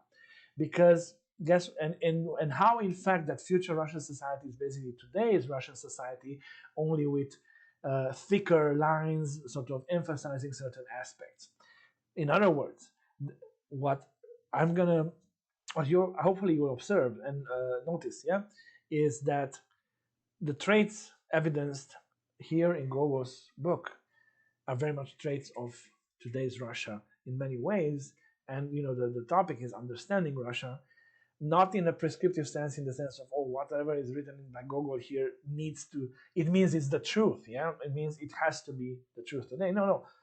We read this book and identify things that we know about today's Russia And with surprise, we notice that, well, these things have been around forever.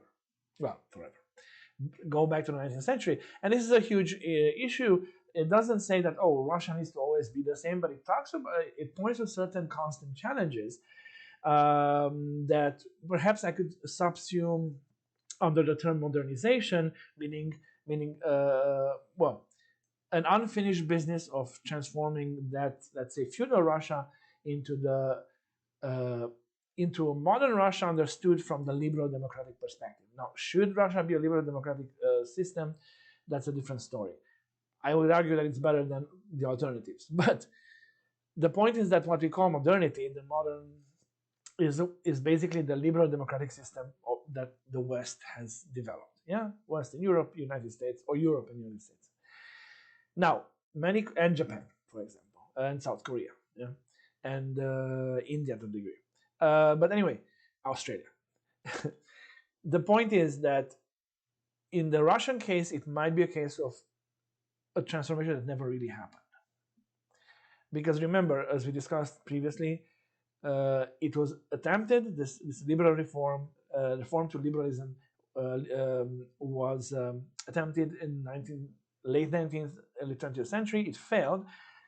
And at that point, there were three choices. You either took the liberal way, or the communist way, or communist socialist, but communist way, or the nationalist way. And in China, liberal reforms also failed. So you had the two that fought each other, and then the nationalists formed Taiwan, and the communists formed China proper, Republic of China, People's Republic of China, sorry. And in Russia, the same. In Russia, the same. Only that it was the communists who took the cake, but then communism fell. So what next? Because after communism fell, you have what?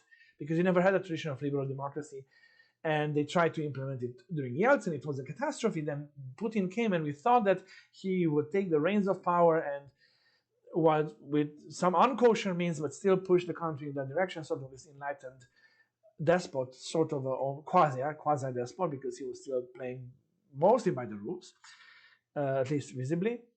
Well, that has now become a complete failure. Again, this takes us back to the fact that are these things that Gogol notices, are many of these things also characteristics of today's Russian society? If yes, it means that there are still challenges to be approached, to be solved. And I also want you to kind of try to make the parallels between what Gogol talks about and what the society described in the Day of the Oprichnik. So, what I'm going to say, so Gogol, as I said, actually born in today's Ukraine, in territory of today's Ukraine, but considered himself a Russian writer.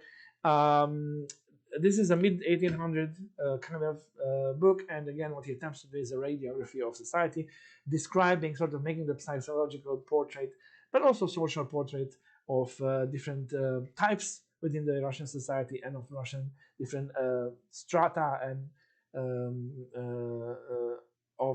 within the Russian society, different types of localities and so on.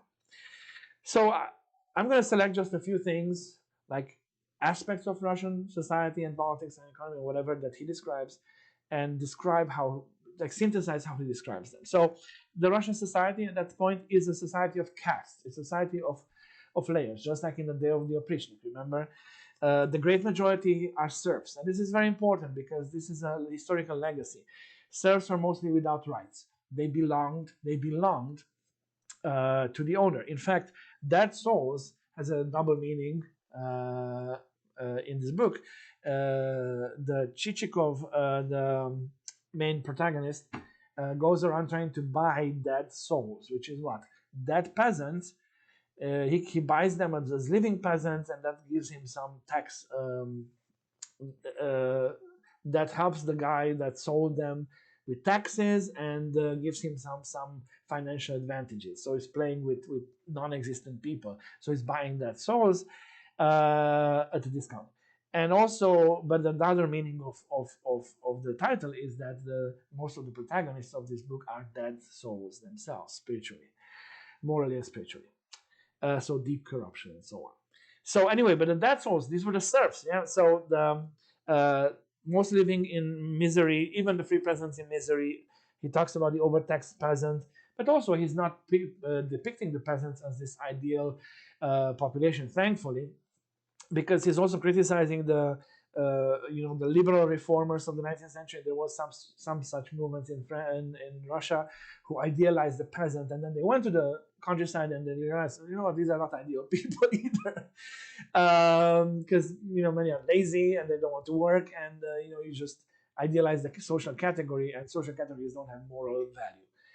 Someone is not good or bad because of belonging to a specific social category. So anyway, it's a very good and harsh portrait because it shows their terrible situation, but also doesn't depict them as some ideal heroes or whatever, but also themselves with plenty of laziness and miserableness and so on.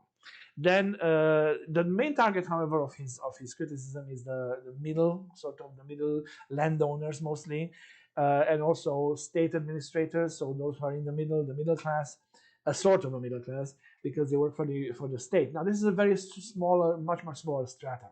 The big strata is serfs or peasants, very poor, and there's let's say 70%. Then you have this 20% of the middle, or 25%, and then you have like a 5 to 10% as the top with the Tsar. That sort of stratification of Russian society explains a lot about how communism developed there, and so on, and also after communism. Think of oligarchs versus the rest of the society in the 90s, and even today. Yeah, and think of the disregard to human life that is characteristic of this regime today, of Putin, and of the Oprichnik. So that's like the organization of the society. Then the state itself, the administration of the state, is another target of his ire or of his satire. Highly bureaucratic, maladministration, laziness, and a parallel system of corruption. There's the state system and there's the corruption system, and this is the one that actually takes care of things. This is the one that is non-functional. If you want to take care of things, you want to work with the corrupt system, which is completely separate. Is a bribery-built system of payments, very much like the of the Oprichnik, as I said, and very much like Russian society today, Russian administration today, in many cases. A parallel state, in fact. Yeah.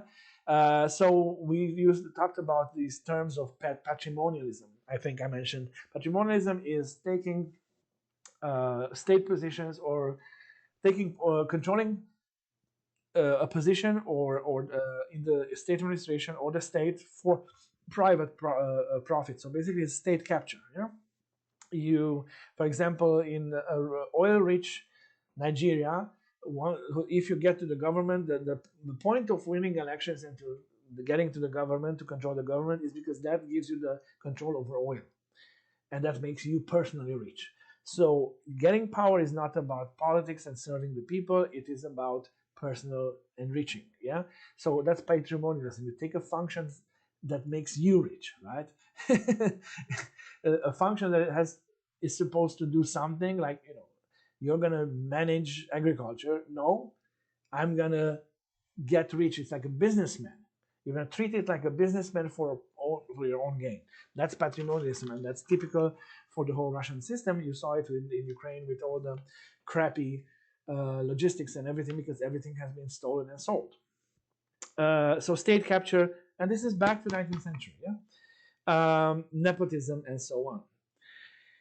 He has one of the characters, one of the landowners, one of the more lucid landowners, saying about all these employees of the state.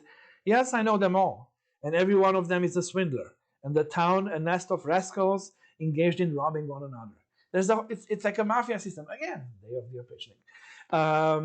And also he talks about, he depicts in the book this idea that new director comes, everyone is afraid, and director comes with big ambitions, and he tries to reform everything and implements fires like half of them, brings in his own people. Guess what? His own people are going to do the same thing. They're going to steal, only better and only worse, because they're going to steal better and worse for the regular people, because he trusts them. So now they're going to steal and not be supervised. So this idea of always trying to reform and never really reforming, again, a feature of Russian society. Hence, the army reforms that they've been doing, and where are the results? Well, money went somewhere, a yacht or something. Yeah. Then, as I said, the author tries to do a sort of studies in national character. And I'm following him here. When I'm not going to make an argument about the existence or non-existence of national character, but that's what he's trying to do. He's trying to depict the great wealth of Russian psychology, different Russian types, psychological types. And again, not as I'm not trying to say that these depictions are normative, meaning that it has to be this way just because they're Russian and stuff, but it depicts certain cultural, social, psychological characters in the sense of ways of functioning in that society that develop because of a specific societal, economic, political, and so on culture and situation and tradition, and that perpetuate themselves. And so whatever you think of the idea of national character, I think it does have a descriptive value up to a degree in the more common sense, understood in a more common sense way. So just like in Chekhov, you see these characters that he depicts that are stuck in the project mode or have grandiose ideas but never actually do something. They all want to do big things, but and they're very good at imagining things and having all these castles, dream castles in their minds in the clouds, but never actually doing the first thing to do something about their immediate situation. There's a lot of not doing in this book, and including the rich ones. They're not diligent. They're rich by stealing. They're rich because they have peasants, but they're not good managers. There's very real. The one that, or the couple of them that he proposes as models towards the end of the novel, kind of counterpart to these many bad models, are one thing that differentiates them is that they have good management, common sense management skills, but they're very few. They're just two, and it's not the protagonist. The protagonist, by the way, is not a good character. Then there's a lot of lying, trickery, deception, cheating going on, laziness, and so on. As I said, there's this idea of Don Quixotism, like Don Quixote, right? The hero of Cervantes who lived in a dream world and got lost there, and went through all kinds of sufferings because he never lived with the 2 feet on the ground. So this counter position between huge ideas, abstract ideas, intellectualism, bombastic speeches that they're all very good at and excel at, and kind of try to one-upman. It's a one-upmanship, one over the other. Who can speak in more elevated ways, but then the reality of the situation, which is very somber and corrupt, and so on. So this idea is they prize themselves in speaking in high terms and being very intellectually advanced and having big projects, but the immediate reality is much more bleak than that. He talks about specifically a Russian phenomenon at that point of bankrupt people who are getting bankrupt, organizing huge balls, like huge festivities, while they're bankrupt, getting bankrupt, and nobody is thinking that this is abnormal. Is this again this sort of an otherworldliness, but at the same time with very dire consequences for immediacy. And in other literature, there's authors who talk about whether or not part of culture, part of our anthropological understanding of the world, at the heart of it is religion, in the sense of how we see ourselves, what are the structures of meaning within which we put ourselves, right? So you can have a fatalistic religion that says you don't need to do anything, or for example, Islam after an effervescent period in the first 3-4 centuries of its existence, then kind of became very immobile because it didn't have in itself this idea of continued progress. Progress towards what? You just need to live according to the laws. Hence, the Ottoman Empire remained very static. It didn't really, after again a few centuries of very effervescent development and ideas and so on, it became very static. And then 5 centuries later, it was shocked to discover that the rest of the world went ahead. Because progress is part of this system of meanings within which we imagine ourselves anthropologically, right? And for example, we think that history has a direction, right? We kind of think of it because progress involves a direction. Now, says who, right? There's no givenness of this. So this is why I say that part of at the heart of how a society functions is religion, in the sense of, even if it's irreligious, it is a system of meaning that society subscribes to. Yeah. And that's religious in the sense of it is not provable. Like progress is not something that the idea that human development is unending progress is not something you can prove. It's a belief. Yeah? It's a belief because you think this is the system of meaning within which you live. Now, orthodoxy is a religion, has certain characteristics, and that once you even if you don't want to subscribe to it, or even if you live in a society you don't subscribe to it, but you're part of that society, it kind of frames the system of meaning. And one part of orthodoxy that in terms of how it influences daily life is a certain otherworldliness. Yeah, there's an angelicism, for example, in the system of belief, in the idea that there's purity versus all the rest, right? Which makes sort of purity unachievable, sort of, and then there's all the rest.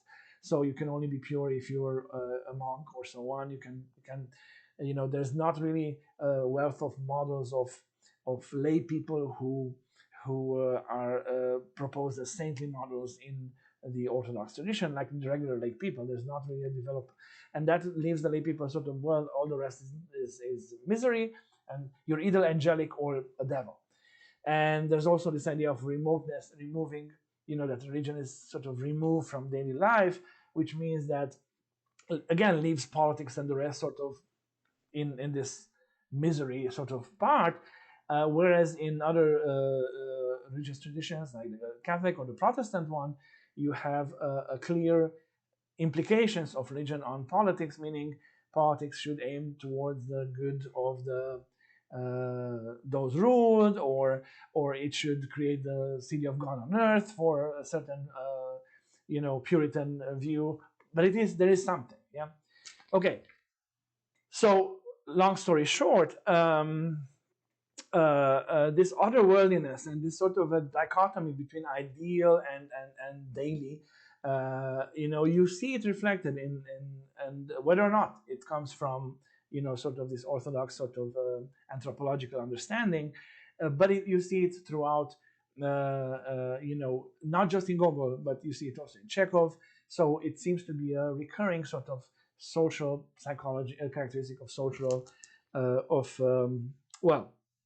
social psychology maybe, or shared psychological traits of that in that society. Okay, another aspect that is interesting is nationalism. Now, no surprise here because it's the period of the height of nationalism, of the national idea, and Gogol himself is a nationalist. He's a maybe patriot, maybe nationalist, maybe both, maybe. But for him, you can read him as a nationalist because he. Okay, I'm going to give you some quotes or paraphrases. At certain points, he does this whole satire, which is pretty, it's funny, but it's also pretty, it doesn't shy away from things and from describing things. And yet at the same time, he juxtaposes to this an ideal version of Russia, an idea, not even an ideal version, which he does towards the end partially, but sort of dreams about Russia or poetic musings about Russia. Again, you see this abstract versus reality thing. And So, for example, he stops at the middle and says, the author, "Oh, Russia, Russia, you're bound for great ideas and feats of greatness, and one day you too will know no limits." Really? Why should there be no limits? But you see, it's embedded there, this idea, because one thing that is constant from then to now is the greatness of Russia in the sense of the size and of the sense of Russia as empire. The empire identity of Russia that is deeply embedded in the thing with all its problems. And also the size of Russia. Now, what does it mean, this size, that we have this country of this size and it's an empire? Well, obviously it will mean that it's predestined to greatness. And before we snuff at this or we turn our noses upwards, let's remember, we just talked in this podcast about the idea of American greatness and America number one, and the fact that when the colonists came to the United States, some of them were driven by this idea of a city on a hill that kind of is still a sort of a vein in the DNA of the American self-consciousness, the idea that of a special country, a special people, a special nation, for good or worse, right? I'm not saying that it's good or bad, but it's part of its legacy, critically or uncritically assumed. Well, this is something else of the same kind. Yeah, the divine mission of Russia, right? And again, his poetic musings. Gogol: "You are overtaking the whole world and shall one day force all nations, all empires to stand aside to give you way." Well, I could hear this from Putin, or his musings in the middle of the night or something, and I would not, or some pundits today on Russian TV. There's nothing different between this. And you see, again, this is part of the understanding Russia, right? Part of the permanent, seems to be part of the permanent sort of challenge of Russianness, of being part of that society, is to deal with these ideas, these temptations, whether good or bad. And again, Russian Empire is thought of as something good, as something ideal. Well, usually empires think of themselves as good. Russian destiny, and again, he juxtaposes these two for whatever reasons, whether he really believes in this or just to kind of show the opposite in the mirror to the reality that he describes, and to show them what they should be versus where they are. But that's not how I read it, and really, if you read it, you see that he really kind of is driven by this sort of nationalist sort of impetus, nationalist, patriotic, a mix of two, impetus of aggrandizing Russia, of Russia as the greatest thing. He talks about the eternal destiny of Russia. Again, this has to do with predestination, the duty of rescuing our fatherland. But he also talks about Russia has been in crisis since forever. Relationships with other countries, with the West, with Europe. Just like today, and just like ever since, the relationship vacillates between or oscillates between admiration and copying and rejection and complete rejection and autochthonous traditions only. It is true, which has been, 90s copying the West, 2010s put in rejection of the West. There's nothing new. Now the rhetoric is the moral, traditional Russia versus the decadent West, really. Well, that too then was part of the rhetoric. Equally so as, look at the West, how advanced it is, we should import some things there, but what should we import and how much, and what shouldn't we import? And that's an important thing that needs to be solved in this process of modernization. If the West has to bring something, I'm sure it has to, even if technology, right? So do we bring technology but not some bad habits or whatever, right? These are issues that any country that modernized itself, from Japan. Japan was also a case of failed modernization up to World War II, when it was defeated and it was forced to modernize based on the American model. But Japan was that. China is in the same situation. China is still going to the throngs of the thing, right? It tried communism, it failed. It kept kind of communism, but implemented market. That's it. They're trying to modernize, but what do you take from the West? Do you reject the West completely? Do you take some things? What things you should allow? What things you shouldn't allow? it's the same challenge. Not because they're stupider. That's the challenge for everyone. Yeah. And and also criticizing the forms without content, like importing forms without content, importing just the appearance and not the meaning of the thing. Talks about, some characters in the book talk about mimicry, sheer mimicry, the follies of our intellectuals who import uncritically things from abroad without first getting to know our country and people, which makes a good point. Right? What to import, how to modernize, what fits us, what doesn't fit us. We talked about politics not being the same in different societies. But also the other fallacy that we are so special that our politics are going to be completely different. That's nonsense. That's nonsense as well. Okay. And then he aspects of politics that he mentions.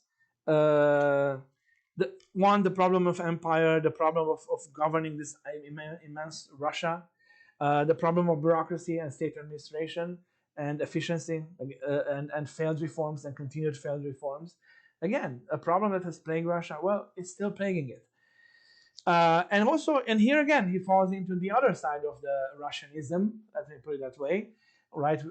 Kind of along the lines of the eternal destiny of Russia and the grandiose Russia that needs to be the first in the world. Maybe, or maybe this is an insight into what Russia as a society really needs, or fits, what fits Russia as a society. Namely, he talks about the need for a leader. Now, this is what Putin also told, I think, Merkel or Sarkozy. I think it was Merkel. He told, you know that Russia needs a strong leader. Now, I personally would agree with this. And not in the sense of an eternal destiny, but in the sense of the social psychology. Just like in France, de Gaulle came in and implemented a political system which has a strong leader position. A strong leader doesn't mean autocracy or totalitarian system. Doesn't mean not democratic. It just means that the distribution of roles and powers in the political system is such that you have a strong leader position. And I think that there's certain countries are more, certain cultures are more inclined to need that, and some cultures are more inclined to dissipate, responsibilities, like Scandinavian countries, where leveling sort of power it fits better the society, and that's fine. So I would actually check here what Gogol says and say, well, you're not wrong probably, and strong leader. But however, strong leader, there's the danger of what does it mean? Well, again, fortunately, de Gaulle established a constitution that was a democratic constitution. Putin took the idea of strong leader in the Tsarist sense of, well, everybody else is a serf. There's the oprichnik who served me, and then there's me, the Tsar. Anyway, so here's argument, or here's what Gogol says about this. We Russians are not good at representative assemblies, because unless there is one in authority to control the rest, the affairs always develop into confusion. We need a person who could cry heartily to his soul. The people needs a person who could cry heartily to his soul, the soul of the people, forward, like Lenin. Yeah, the word for which the Russian of every degree, of every class, of every occupation, and of every school of thought is forever hungering, needing for direction. Again, this is Gogol. Need for man to emerge, to issue this all-compelling command forward, awaiting such a providence sent man to unify, lead, and direct. Someone who knows and understands the Russian soul and genius. Some dangerous things there, right? Because they said that, Mussolini or Adolf Hitler were, the embodiment of the German people and the one to lead them. So depends what you mean by this. But as I said, there's different models of political systems, and not all of them fit or work the same way in different societies, and not all of them fit every society. And in the conclusion, I'm going to just point out the sort of, because he says these great things about Russia. He says the need for a leader, right? Sort of juxtaposing it to the depiction of all the problems plaguing Russian society and state and so on. And but he also proposes some concrete models, because most of the book is about criticizing this landowner class and different types of landowner from the landowner class. At the end, he depicts a couple of them who are kind of ideal landowners, right? Think of it as sort of a middle class, very, very small, who is effective and serves the society. Yeah. So what are the common characteristics of these model citizens, so to speak, model middle class, the ones that can do change in Russian society, besides that providential leader? Well, they're pragmatic and good managers. So this is one of the key things, being a good manager. He even talks about importing some know-how from England, who are known as being good managers, at least at that point. Then start with agriculture. He's very adamant that agriculture should be the basis of the Russian development. 3, knowing Russia and its people as they are, and not either idealizing them nor despising them, but taking them as they are and working with them. Even if they're slower or lazy, you want to work with them and integrate them and make them function within the system. Import what's useful from the West, but not everything, and live simply.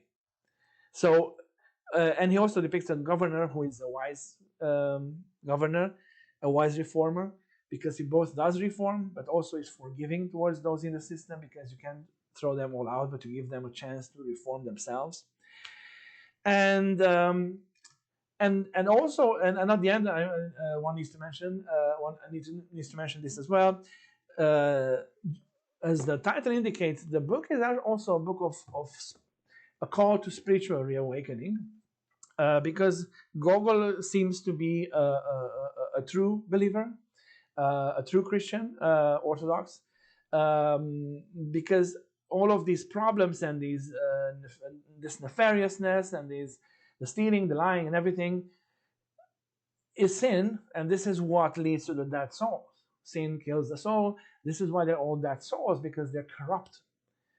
So what he calls for is a reform, of the soul, implicitly and explicitly, as reform of the soul of the individuals, by pointing to the fact that at this point, the way they are, they're dead souls, and they have the chance.